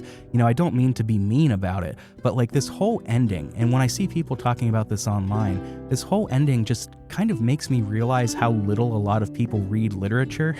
like the ending that people want is so rote and expected and by the numbers and boring and has been done 1,000 times before, and ultimately says nothing nuanced about people and the human experience. But they want it. I read this essay recently about television and how people, feel like they ought to want, something novel and deep and exciting. But what they actually want, even unbeknownst to them, is the same. And that's why television companies keep putting out the same slop, simulacra of just the same bullshit, because that's what they know we want, even though we don't know we want it. And I think that's what's happening here. People think they should want something grand and just this amazing story, but they just want the same. And that's, anytime I hear people, oh, she should have killed Abby, and, it's good that she's going to get her revenge. You just want the same stuff that you've seen elsewhere. Come on, man. Yeah. Have some self-respect. I'm sorry. I know I say this all the time. Steelman the opposition. It's just something about the discourse of this gets me so riled up. Probably because there's an entire subreddit of like thousands of people, tens and hundreds of thousands of people that think this game's not canon. It even says that in the subreddit description because they're so pissy about the writing decision. It's so stupid. Yeah, you hit the nail on the head because, at least for me, and I think I don't want to put words in your mouth, but I was not on board with this decision from Ellie. Like, you were throwing away a good life. You've set up yourself away from Jackson, kind of away from the addiction that we were just talking about, right? You have a life here with Dina, someone who is going to love you till the end of the earth, right? Like to the moon and back. You have JJ, whose name JJ literally means Joel and Jesse, right? That's why his name is JJ. Like you have built a life for yourself. Yeah. That is canon, by the way. And like, I was so just against Ellie. I was like, my God, you are a little shithead right now. I am not on board with you abandoning your family. And then let's take a look at this from a practicality standpoint. Jackson, Wyoming is, I did look this up on Google Maps, is a 17-hour drive from Santa Barbara.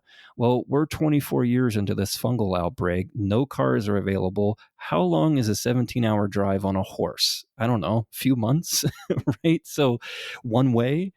So again, Ellie is leaving her family behind with no plan other than see target, kill target. But how do you plan on getting there? How much time do you think is going to that this is going to take?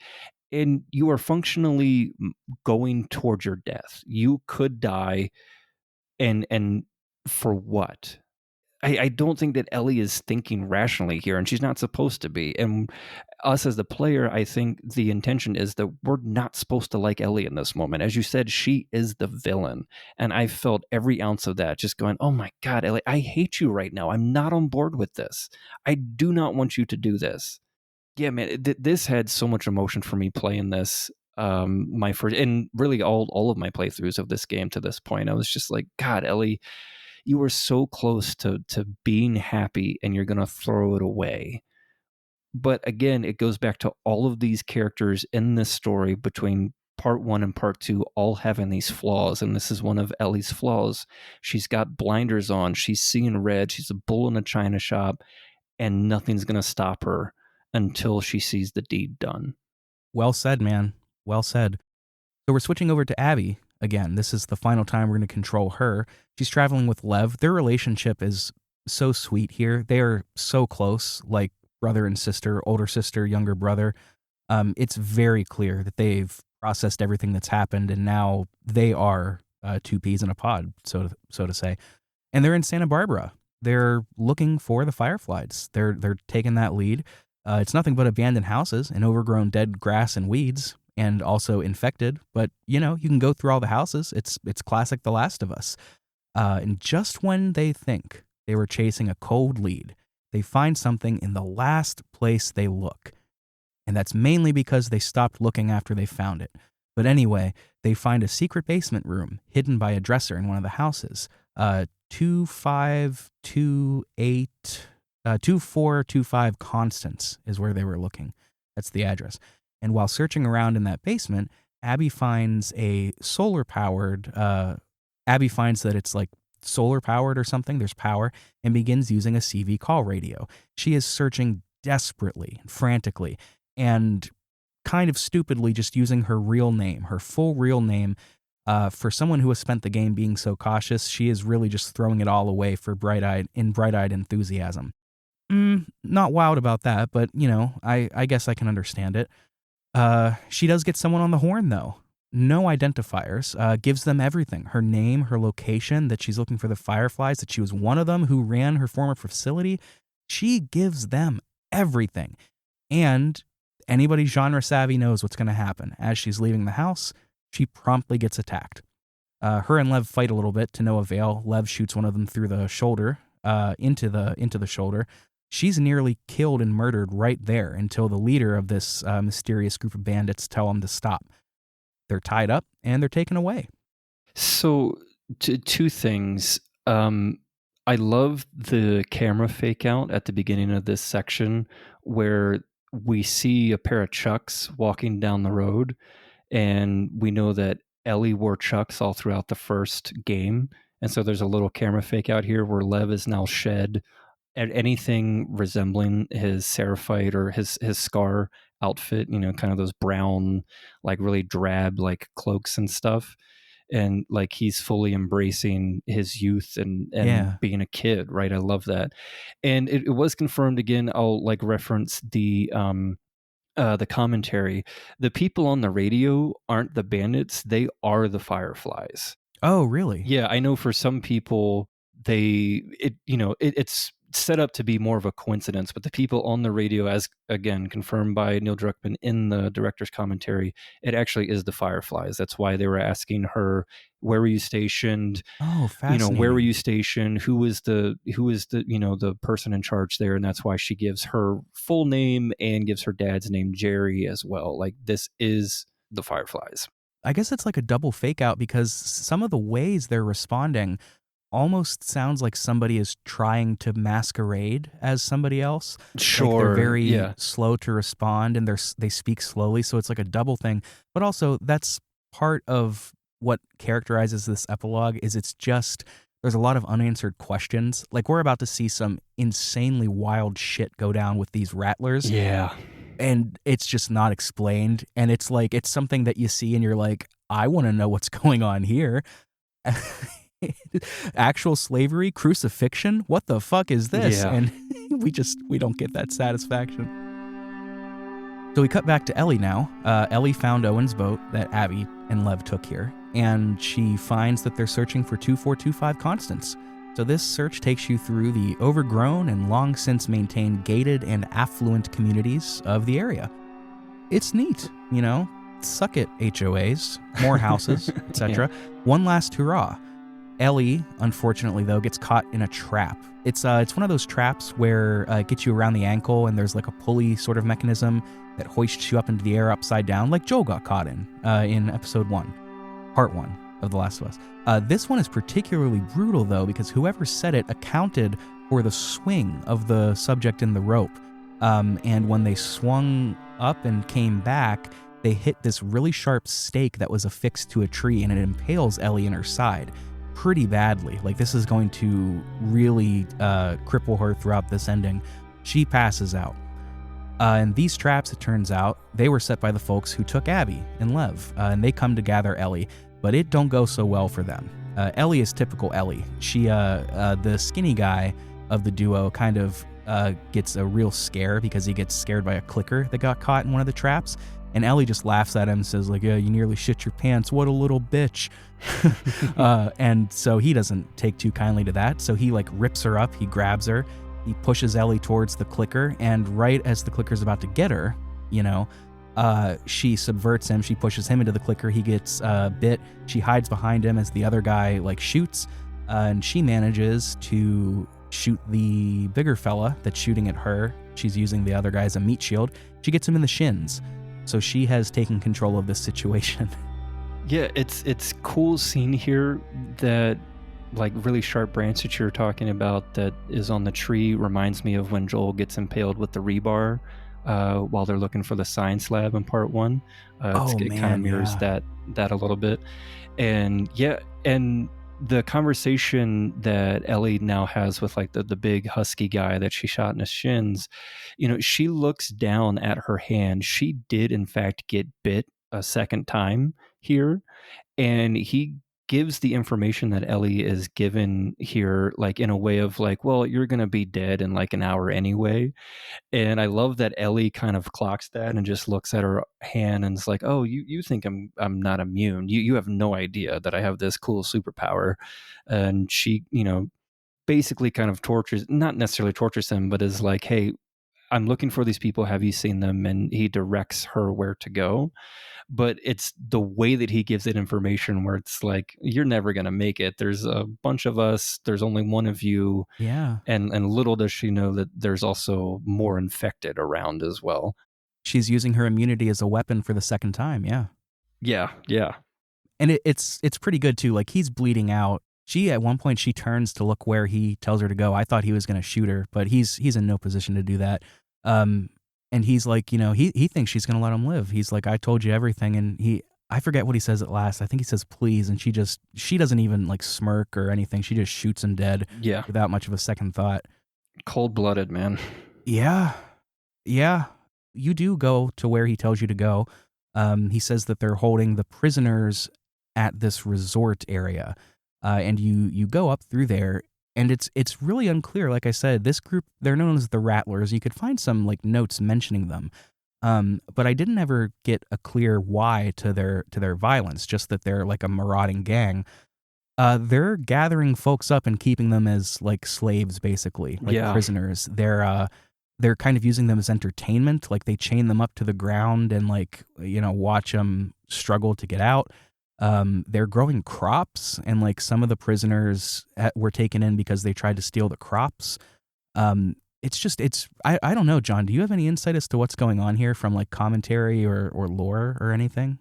No, it was just like an introduction of a third faction, and just to show like, again, more depravity of how different people react and live within this fungal outbreak. And it is brutal. Like, as many things as we've seen throughout the course of both of these games, and this is the first time we're actually seeing people with slaves.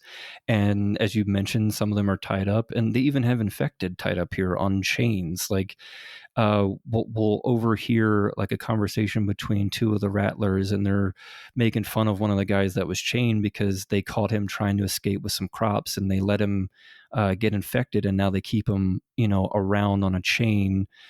In a way, it's like a defense mechanism, but it's also like a form of entertainment. It kind of reminds me of like the governor and that whole storyline in Walking Dead season 3, like his whole town where they had like Merle and people fighting against infected. It kind of has that sort of vibe, because this is a resort with like a bunch of pools and stuff, and you'll find clickers and other infected like chained down to the ground.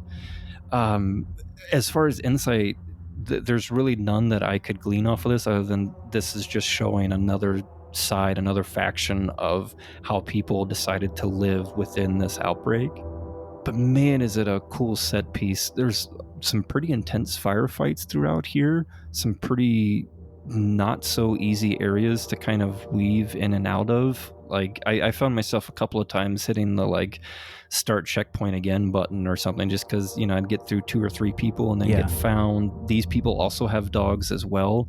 Really hard like set pieces in here. And then once you actually get into the resort, there's more infected.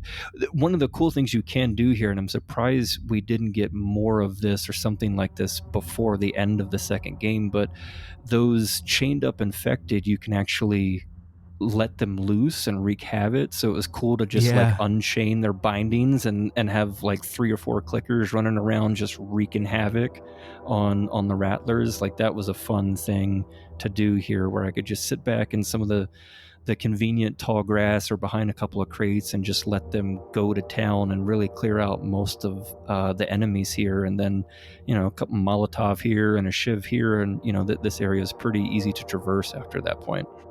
Yeah, that's a good point. That's really fun to release those guys and sick them on to these Rattlers. There's like pools you go through different layers of the inside resort. It's really neat. I still go back and forth on what I think of this epilogue, but this as a set piece is very fun. Speaking of the set piece, as is tradition in The Last of Us, Ellie gets hit by surprise right as she like rounds a corner.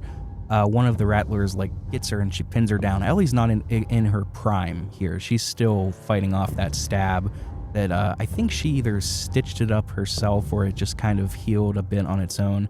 She's not in a good spot. And she would have probably got killed here. But what happened is she kicks the Rattler off of her with, like a very strenuous sort of kick, strained her. And there was a cell full of prisoners right behind her. Yeah. And when she kicked the Rattler into the cell, like into the cell bars, the prisoners reached out and ended up pinning her to the cell using, I can't remember, I think they used her own gun. Yeah, and they're kind of like choking her out with the rifle. Yeah, pretty cool. Yeah. Well, they do choke her out, and she's dead. Before they let her go, they grab her keys, they open the cell, which is just placed right beside a cabinet full of guns, which is questionable. The convenience, right? Yeah. They rush out, they grab the guns, and there's a standoff between like Ellie and these prisoners. They want to shoot her because they see the bite on her hand, and they're like, she's gonna turn. We gotta kill her.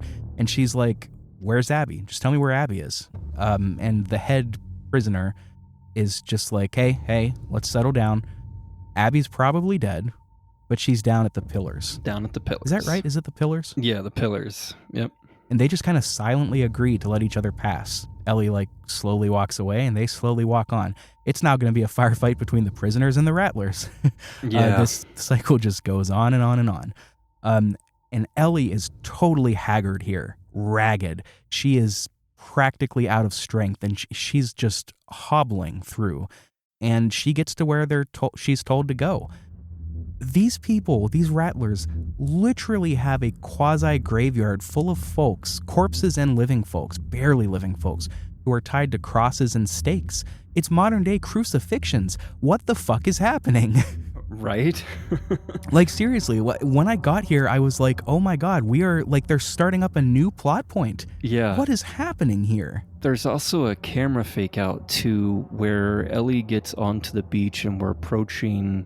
I guess you would say it's a newer body that's been put here on the pillars that vaguely looks like Abby's physique. And as you get closer, you see a ponytail kind of fall down in place. And you're like, okay, cool, this is Abby. And there's like a little musical note that's in here too that's like kind of common in horror movies, like a kind of little like string kind of sound. And you approach this body that you think is Abby because it's resembling what she looked like the last time you saw her, and it's not Abby. It's a complete fake out. And now you have to go around to all of these individual bodies.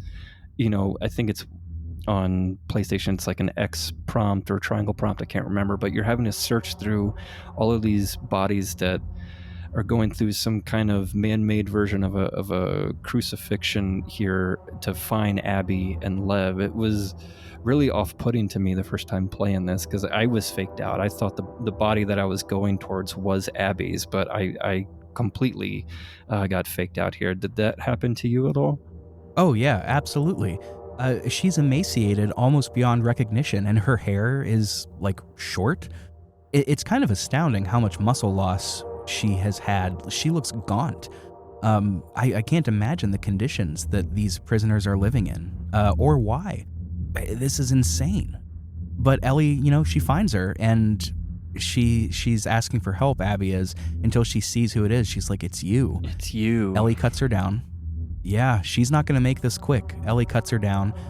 And again, we're reminded here how little Ellie means to Abby, because the first thing she does is she immediately goes to Lev and cuts Lev down. And says, help me get him down. Yeah. Yeah, Lev is barely conscious. And she picks Lev up and looks at Ellie, and she's like, there are some boats over here. Abby doesn't care about Ellie at all. She's like, just follow me. Like, we'll get to the boats. We can get out of here. And Ellie is sort of stupefied. She can't process she is getting direct conflict and dissonance between who she thinks Abby is and who Abby actually is. And whether that's because Abby is not in her right faculties due to total malnutrition, who knows. But Ellie can't comprehend this. She is like, you are the bane of my existence. You are the one thing I want to snuff out in this world, and now you're helping me. I don't know what to do. So, I mean, and the three of you walk there. Abby leads the way.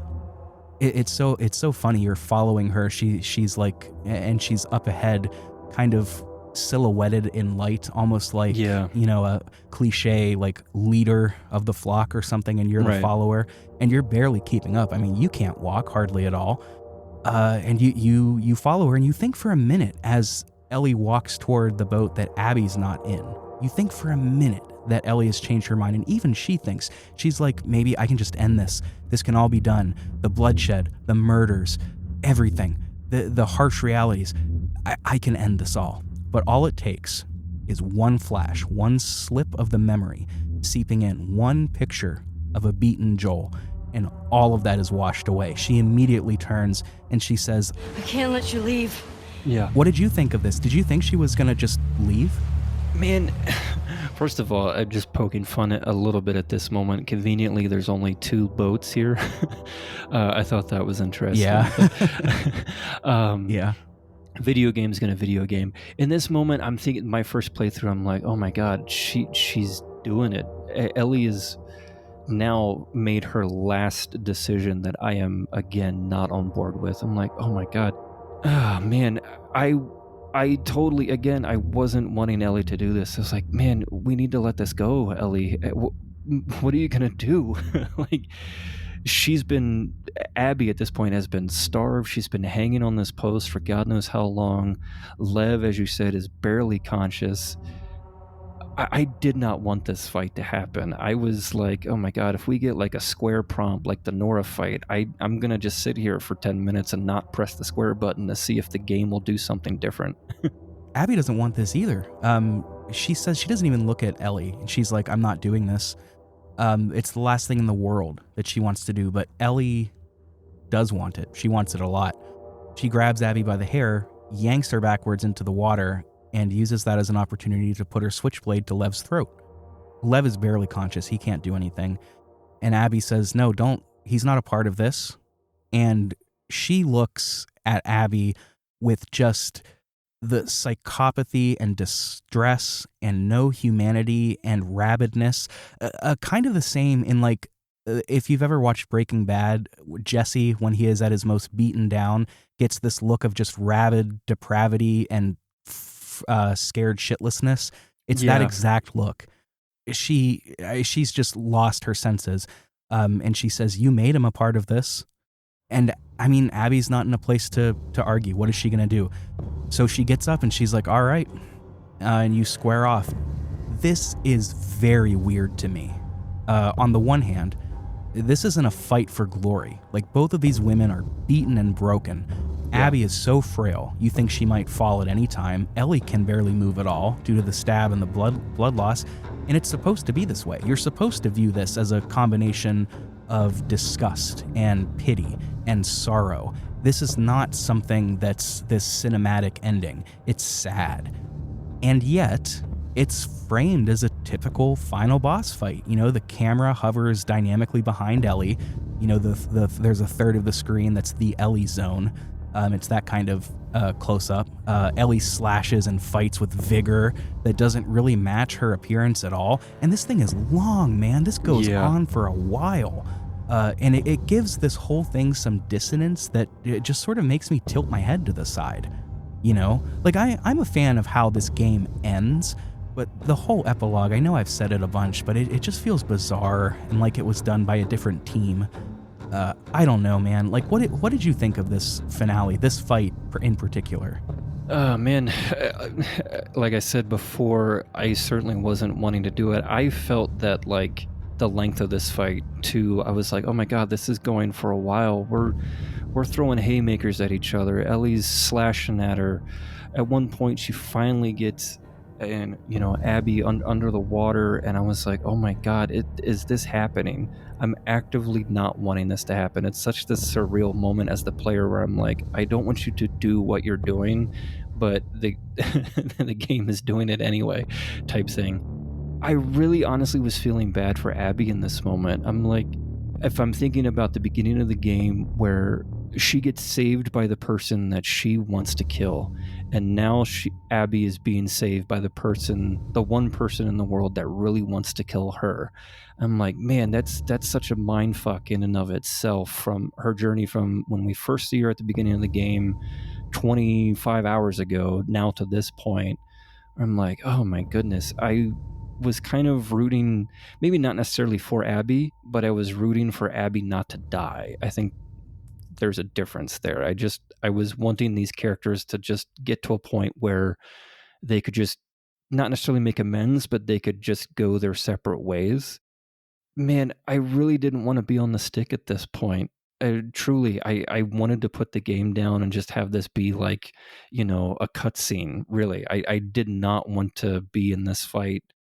Yeah, I guess that's really all I can add at this point, was just that I was so begrudgingly on the stick, hitting the dodge button, doing the slashing, and just going, oh my God, I don't want this. I do not want this for Ellie.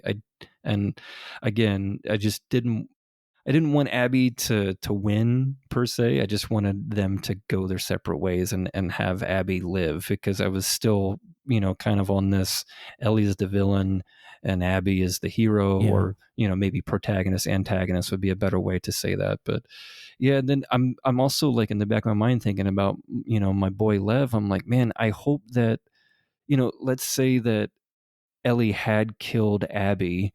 Does she then go over and slit Lev's throat, or does she just leave him to kind of be on his own on that boat?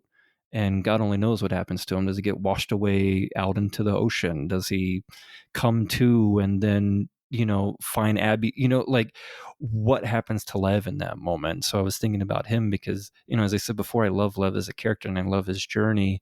So I was also thinking about him in that moment too. So there was a lot racing through my mind through this last, like, I don't know, what felt like maybe 15 minutes of a fight, but it's probably more realistically like, I don't know, 7 or 8 maybe. This felt like a much longer fight. And it almost felt like watching like Rocky IV and that fight with the Russian, right? Where like every hit, every blow, every round that they go just felt longer and heavier and more weighty as the time goes. I kind of, you know, this felt like a heavy round bout to me. And I as the player on the stick felt that weight. I don't know if that makes sense at all, but that's just how I was feeling in that moment. No, it makes sense. This isn't supposed to be a pleasant ending experience, and I agree. It feels too long. This fight is just very perplexing to me. It's also like it's also brutal. Like Ellie gets 2 of her fingers bitten off by Abby in a particularly tense moment. Ellie kind of very slowly drives her switchblade into Ellie's like right breast, I'm pretty sure, like right pectoral. Yeah, like ribcage. Very slowly. Yeah. It's brutal. But speaking of the ending, we're about to go through it, and I wanted to talk, now that we're talking about how it felt in this moment. I found this YouTube comment on some kind of analysis video, and somebody said, "Empty is exactly how I felt at the end. I didn't learn some profound lesson about anger and revenge. There was zero redemption for any of the main characters, and after a while I didn't even feel sad. I just felt empty."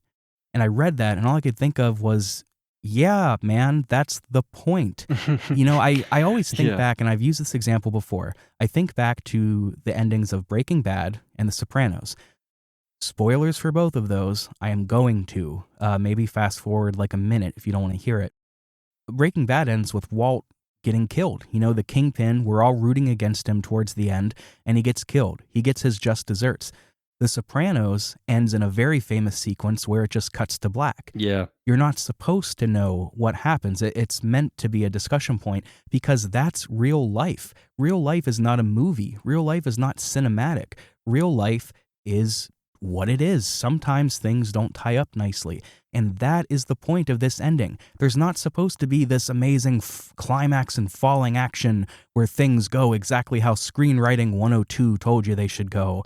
And, you know, you're not being critiqued by a professor. You're not putting this out by Michael Bay in the movie theater. That is just an absurd thing. This goes back to what I said. It's amazing how obvious it is when people don't read literature. I know I'm being mean. I'm sorry. You can hold this against me if you'd like. I know this game draws out that kind of fervor. But, I mean, this ending in a way that makes you feel empty, that doesn't redeem anybody, makes all the sense in the world to me. It would be a significantly less work.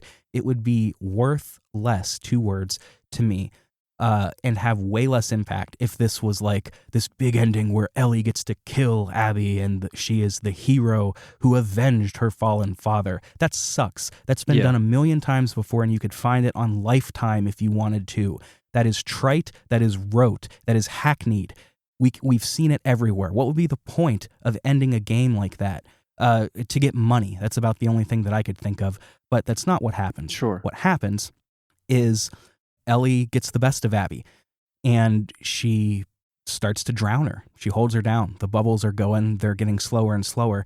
But despite it all, the innocence of the Ellie that we've known from the first game has not been snuffed out. Somewhere in there, she remembers Joel, not as beaten, but peaceful on a porch playing his guitar. She remembers him as he was, at least, when he wasn't hunting infected or killing people. Yeah. A proud, calm Texan man, a man of values, a role model. In short, her dad. I was talking before about how quickly the mind works and how I could type out 5 paragraphs and it's ultimately like a second in real time. Yeah. In a split instant, she realizes he would have never wanted this. He wouldn't even recognize her. This is not the daughter that he took in. Too little, too late, maybe. Yeah, sure. Sure. But is it ever too late to change one's ways? We've been calling her irredeemable throughout this whole game, but when does she lose the right to right her wrongs? Is she obligated to play that villain? I don't know, but she chooses to let up. She lets Abby get up. She sits down. She's broken spiritually, and she says, she's crying, and she says, just take him and go, which is exactly what Abby does. She gets off and she goes. And this is my favorite shot of the game. Ellie centered in the middle of the water, completely bloodied and muddied, as Abby and Lev ride away. She's in the center. She's totally alone, crying. She has lost more than she could ever articulate. Purely, starkly alone. This is where the poison of revenge has brought her. Beaten, body and mind and spirit. She is alone, and she will wear those debts of sin on her forever. It's fantastic, man. It is fantastic, truly. And it's not lost on me that the losing of her fingers is very significant because as a right-handed guitar player, your left hand, where she lost her fingers, and specifically her pinky and ring finger, are vital for playing guitar and making chords. Absolutely. That loss of fingers is the loss of the last viable connection that she had to Joel.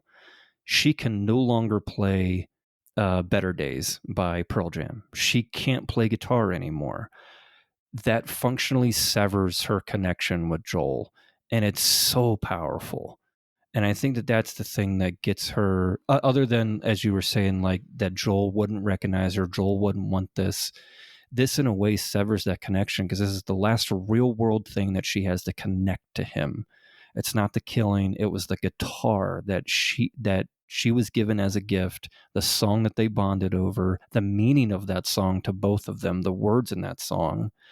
And she has lost that ability now, as we'll see in just a little bit. But my God, dude, gut-wrenching, brutal, whatever you want to call it, man. This is all of those things multiplied by 100 at the very least, and emotional on so many levels, man. It is fantastic, as you said. I'm personally not convinced that was going through her mind in that moment, the guitar thing, but it is significant because it's about to be highlighted. Yeah. The scene ends. Ellie returns to her and Dina's former home. It's in total disrepair. Nobody has lived there for a long time. Dina and JJ are gone. Of course she is. Ellie made this choice to turn her back on her family. She has lost everything. And she might be able to pick up and rebuild, but you can't build some burnt bridges. She will never get those back. And that's her true punishment. She goes upstairs, she picks up Joel's guitar. And as you said, that is one of the strongest connections she has to him. That meant more to her than just, it's a tailor in the corner. That is Joel. And the physical manifestation of her sins is now she cannot play the guitar nearly as well anymore. She fumbles over the chords. It's a very clumsy performance. She isn't that girl anymore. She's not the daughter of Joel, and she has to live with this. And before she sets the guitar down by the window, and ends up leaving this life behind to build a new one, we get an ending scene. This is shortly after Dina kissed Ellie at the dance. Joel is sitting on the porch. This is what she flashed back to when she was strangling Abby. Ellie walks up. And, it's tense. They talk a little bit. Ellie lays down the law on him, saying, like, quit badgering Jesse about my patrols. You shouldn't have gotten involved with Seth. Joel is very supportive. He doesn't fight back there. He's like, I know. He's like, I support you and Dina. Dina would be lucky to have someone like you. And this is all just a precursor before Ellie says what she wanted to say. She says, I was supposed to die in that hospital. My life would have fucking mattered. But you took that from me. And Joel gives the perfect response. He says, if somehow the Lord gave me a second chance at that moment, I would do it all over again. Ellie, a little taken aback, she's probably feeling a mixture of frustration and love. She says, I don't think I can ever forgive you, but I'd like to try. Oh, man. It's interesting to note here, too, the lack of eye contact until Joel says that line. He has a really hard time looking at her, but it's when he says that if the Lord gave me a second chance line that he finally, like, looks at her, and you can see the, like, seriousness in the way that he says that line. Like, look, I'd do this all over again because that's how much I love you and I care for you. And man, I'm so glad that this scene is at the end of the game because it makes it so much more powerful. You now understand why Ellie was fighting so hard. It's because this bridge got like 90% of the way being rebuilt, and then the next day in the game is when Joel dies. It's literally the morning after this conversation is when he passes away, or like when he gets murdered. Right. And they get so close to reconciliation, and then that's the thing that just drives her on this revenge quest. And man, I think if this scene is at any other point in the game, I don't think it hits as hard as it does at the end. I'm so glad that it's at the end of the game here, because it has so much emotion behind it. And oh my God, Gustavo's music in this scene is just light enough where you can hear it. It's there, it's present. The lighting, everything about this scene is just so damn good. The performances between Troy and Ashley, oh my God, man. Like, I don't know if I could have been on set during this scene, because I'd have just been in the corner, like, bawling my eyes out, man. Like, seriously.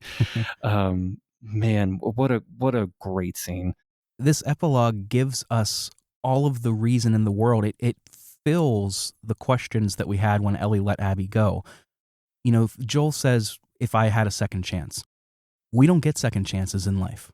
We live and we die by our choices and actions.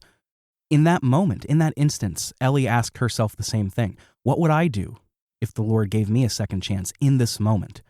She promised to Joel in that moment, in the previous moment, she promised to him that she wanted to live a life that is closer to forgiveness. Not just to him, but as a person. She's been ravaged by the world of The Last of Us. She wants to repair and become somebody that can live as just, as a forgiving person. And is that who she's become? No, not even close. In that moment, before getting the revenge she's been so consumed by, this is the point. Abby's been breaking out of her prescriptive perspective for this entire past few days. This is the moment where Ellie can no longer be so stubborn that she maintains it. This is the moment the castle crashes down. Yeah. She realizes that the Ellie she was has long since died. This isn't Joel's daughter. This is exactly why she spares Abby. Nothing would ever salve that wound. This revenge quest has become nothing but selfish, self-service. It wouldn't do Joel any honor to kill Abby. This ending is so, it's supposed to make you feel empty, sure, but this epilogue scene, this stinger, this coda, relieves some of that emptiness into being poignant, into, yes, bleak, but it's poignant to the definition, you know? She sets the guitar down and she walks away. She walks away from all that she has. She has to rebuild new again up from the ashes, but she will never rebuild what she has lost. Yeah.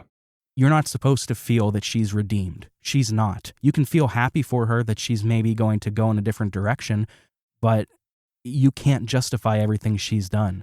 This is not a redemptive arc. This is a tragedy. She loses. She lost. And it was by her own hands. I don't know, man. I just fundamentally, I can't understand why folks want more of the same and just want revenge, hero story, the arc of the hero. That's not what this is. It's significantly more interesting and more provocative. More in depth. I don't know. I could see the heavy-handedness arguments. I could see that this game is a bit inconsistent. It takes a lot of risks. Not all of them pay off as well. It's maybe the pacing is real weird, but the ending ties things up perfectly. I love the ending. It is so good. And in some ways, this is, The Last of Us 1 was kind of by the numbers, zombie outbreak, the world is ending. One person has the cure. There's a man that's gonna get to that cure. But it was the ending that was different. Yeah, exactly. This sequel is far more adventurous, and in subverting that hero's journey ending, it becomes much more impactful. I don't know what more I could say without repeating myself. So I want to ask you a question, and this thought isn't coming from me, that this isn't an original. When the game came out shortly after, they had like an official Last of Us podcast where they covered the story of part 1 and part 2, and they had like all the voice actors and Neil and Hallie on there, and the host of that was Christian Spicer, and he asked Ashley Johnson about the ending of the game, and I want to propose the same question to you. He had asked her, like, at the end of this game, Ellie has been kind of wanting to save humanity, right, because of her immunity. But does she, in fact, by the end of this game, save her own humanity? In so far as she allows Abby to go, and she is able to walk away. As you said, she's not redeemed, but she's seemingly choosing another path. And did she actually finally save humanity, but it's her own? Or she is fully going, I'm not the monster anymore. I'm not the villain anymore. I'm going to choose to be different. Well, it's an interesting philosophical question. Some of the philosophers of antiquity, like Plato and Aristotle, believed that those who acted immorally only did so because they weren't taught what it means to be virtuous.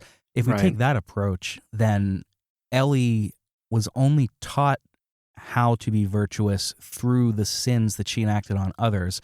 And it wasn't until she realized it that she could now live a life of, some life of virtue. That's not the only way to look at this, of course, because what does humanity even mean? We also have to look at the idea of, some of it was self-defense, truly. She perhaps was also driven by pure selfishness. Her life could have mattered by saving everybody with the vaccine. Now she lacks meaning. She lacks this drive of the will, and it's only satiated by pursuing Joel's vengeance. I don't know. There are so many ways to look at this, but my gut reaction on did Ellie save her humanity is I think she did as much as she could. Yeah. I think she saved it moving forward, but again, to borrow, I always forget Terry Gross's late husband's name, but to borrow a turn of phrase that he used, she will always wear the debts of her sins on her and in her at all times. That, no matter how much humanity she rebuilds, that will never go away. So I think as much as she can, I think she set herself up to. Whether or not she does, anybody's guess. Who knows? But I think she's doing, at this point, all that she can. Yeah, I agree with you. I think that she did kind of save her own humanity, but it's at the expense of so many other things. She had to lose so much until she was able to gain the knowledge and forethought of going, okay, losing everything isn't worth this price. The price that I've had to pay, right? The debt of her sins, as you said. So I agree with you in that she did save her own humanity moving forward. It's a cool like debate to have and something to talk about. So that's why I wanted to bring it up here with you at the end. I think ultimately the idea of what humanity means would need to be defined in some way. Yeah. I mean, what does humanity mean? Does it mean a sense of justice and morality? Well, if so, then, you know, it's unclear, but you could speculate, yeah, she did. I mean, she realized perhaps too little too late that what she was doing was wrong, but that gets back to the question that I have with myself all the time. At what point does somebody truly become irredeemable? You know, we see this all the time today, and this is not, we're not going to get political about this, but the idea of cancel culture is, Right. you know, when somebody does something heinous, they get canceled. And every time that happens, I find myself asking myself, at what point can they still enact contrition and be forgiven? I firmly believe in rehabilitation, specifically in the ideas like prisons and such. But you can't help but notice there are some crimes that it's difficult to accept the idea of contrition. And it sucks, but the only thing I can get behind is like, I know it when I see it, you know. I know somebody like Brock Turner, for example, I don't know that he could truly give any contrition that would make me forgive him versus somebody that, like, I don't know, did money laundering. Yeah. That's a very different crime. And I don't know. That's part of the messiness and inconsistence of being human, is that it's difficult without getting into a serious philosophy of ethics discussion, which I am very unqualified for. It's difficult to put down like how you can justify any of this outside of it just feels right to me. For Ellie, oh man, for Ellie, I don't know. Man, I really don't know. I think she did the best thing that she could do in that moment. I don't know how Ellie, I think that's the better question. I don't know how Ellie could ever forgive herself. I mean, Ellie was the reason that that Jesse got killed. Ellie killed a pregnant woman. Ellie killed a lot of dogs. I mean, can she forgive herself? That the bodies left in her wake, whether intentional or not, I mean, my God, not just Jesse, but, you know, all of the people that Nora and all of the people that are, you know, Tommy killing Manny, all of these deaths have a lot of blood on her hands, as far as I'm concerned. It's a lot of death in the wake of this revenge quest that she went on. So yeah, I don't know how she'd move forward and be able to forgive herself. And then coming home and having lost Dina and JJ, where that relationship seems completely severed and that bridge totally burnt. So yeah, I don't know how she moves forward. Does she go back to Jackson? Like, it'd be very interesting. And I guess like this can lead into like a different conversation here, where we're talking about a potential third game. Like, where would you see the sequel, presumably the end of, you know, a trilogy here? Where would this story go? Where does Ellie move forward in this? I have no idea. I cannot imagine. I don't think it. First of all, I don't think it should have a sequel. Okay. I mean, they've kind of set themselves up for it, but I don't think it needs one. In some ways, part 1 didn't need one, but I think part 2 succeeds in what it tried to do. Yeah. So, I mean, maybe they would prove me wrong again with a part 3. I just don't think it needs it. But at any rate, would Abby go back to would Ellie go back to Jackson? That is a hell of a question. I don't know. Could she? I mean, I'm not sure that Tommy would forgive her. I'm not sure. I mean, we already know that Jesse's folks must forgive her in some ways if they come down and speak to them and such. Yeah. I don't know. I don't think Dina would forgive her. Yeah. No idea where Ellie's story would venture to. Would it be more of like a redemption arc? Does she go back to Jackson? What relationships does she have with the people there? I don't know. I could see a third game really be more focused on Abby and Lev making it to Catalina Island where the Fireflies are, and it just kind of being a game about them and, maybe the Fireflies come back in a way and are trying to, save the world or that type of thing, where we just see what's going on Catalina Island. I don't know where Ellie's story verges at this point. Like, where does it go from here? It could ultimately end with her finally being the cure for mankind, or do they find out the secret to her immunity? I have no idea where they would go with a third game, and I guess I'm with you in that I don't know if this game deserves one. But as you said, I felt the same way at the end of the first game. I didn't think that there needed to be a sequel, but I'm pleasantly surprised and glad that they did, because I really do enjoy this game. So could they surprise me a second time and make, the threequel and put a nice bow on this story overall across 3 games? Possibly. And there's been rumors already, like, coming out of Naughty Dog and numerous like leakers and sources that there is a third game in the works.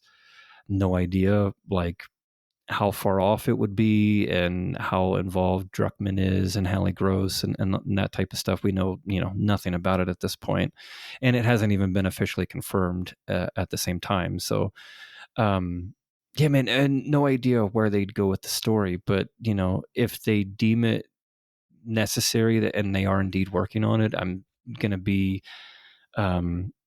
intrigued, and I'll be committed to be interested. If that makes sense. Yeah, that makes total sense. Committed to being interested. I think that's a good way to put it. I'll definitely play it if it comes out. I just, if it doesn't, that's fine too. Maybe they just make like a 3rd season of the show exploring the Rattlers and Abby and Lev's fate and some such. Yeah. I don't know. I haven't even watched the show yet. I need to get on that. Yeah, dude. You need to watch both seasons. Okay. Well, yeah, if I start it, I'm going to go through it. It's just a matter of actually sitting down to start it. But yeah, wow. That wraps up a grand 4-episode analysis of The Last of Us Part 2. It's really good stuff. If you stuck around so far, seriously, I've got to thank you. This has been a blast to put together. I've got to thank John as well for being a great sport and talking about this game at great length for my benefit and for yours, the listeners. John, anything you wanted to talk about? I know you had mentioned that the Video Game Lounge is taking a hiatus for now. Anything maybe backlog or coming up that you wanted to touch on? Not really. I guess, first off, I just want to echo what you said. Listeners, thank you so much for joining us on, what's seemingly 9+ hours across 4 episodes here. That's a lot of my voice in your ears. So appreciate you guys sticking around and checking this out. And I hope that you guys have had as fun a time as Rick and I have had in discussing this game and parsing a lot of these things out. And I guess I would end with this. If you're a sicko like me and you're looking for more stuff revolving around this game, I would like to highlight 2 things for people to do if you're wanting to just further dive into the world of Last of Us Part 2. And one of them you can do directly from the main menu screen. If you scroll down, there's a little tab that says Making Of. And when you click on that, you can actually watch the Making Of documentary from the menu screen. And it's about 2 hours. And it really gives you a very in-depth look at the making of this game and, COVID-19, the stresses of finishing Uncharted 4, doing Lost Legacy at the same time as this game, and the ins and outs of how they came about the story and knowing that they were going to piss people off with decisions that they made. Like, if you really want an in-depth look at why they made certain decisions and what people were thinking, I'd highly recommend it. Again, I know, time is of the essence and not everyone has the time to do so, but if you have 2 hours to spare, do it across a couple of days or however long, like, I'd highly recommend watching that if you're interested. And the second thing would be, back in like the 2000 teens, PlayStation used to do this like after E3 thing called PSX, PlayStation Experience, and it was kind of be like an end of the year like conference where they'd show a couple of game trailers, have some panels and things. And if you look up on YouTube, the video is still there. PSX from 2017. They have Neil Druckmann, Hallie Gross, all of the principal voice actors, Ashley and Troy were there, and the voice actors for Lev and Yar, Victoria Grace and Ian Alexander, respectively. And they talk about this game, and Troy Baker famously says during this particular panel, like, once I knew how this game was going to end, I knew people were going to hate it and not like it. But we're telling a beautiful story, and I can't wait for you guys to play it. Neil Druckmann, this is where he said two very important things, in my opinion, where he says the first game's about love, this game's about hate, and there are going to be plenty of people that love the first game that aren't going to like decisions we made. And it's really blows me away that this was 3 years before the game release, and they were kind of giving us some of the answers to the tests. Like, they knew that they were making something that people were going to actively hate and not like and begrudgingly play. But Neil Druckmann had come out several times years before and post the game that they didn't want people to just feel meh playing this game. They wanted you to feel anything, whether you loved it, you hated it, somewhere, you know, on either side of that spectrum, but to not feel like ambiguous. And it's really fun to go back and watch that video. It's about an hour or so. PSX 2017, specifically Last of Us Part 2 panel. Really cool to go back and watch that in hindsight after having played and beat the game. And so again, if you're a sicko like me and you want to dive more into this world, if 9+ hours of podcast talking isn't enough to satisfy your thirst, I'd highly recommend both of those. So the Making of Documentary and PSX 2017 panel. If you want more information or want more on the world of Last of Us Part 2. Those are great recs, man. I'll definitely check those out. Hopefully I can find the time. Maybe after a bit of a break. I'm a bit Last of Us out at the moment. But yeah, those are good recommendations. I'll be bookmarking those. Listeners, I hope you check those out as well if you'd like. You can find links to John's stuff, even if it is backlog. It's still good to check it out. You can find links to that in the episode description. You can also find links to Pixel Project Radio's stuff. If you've liked this, please consider joining the Discord and or following us on social media and or, if you're so inclined, joining the Patreon. You can do all of these by following the links in the description.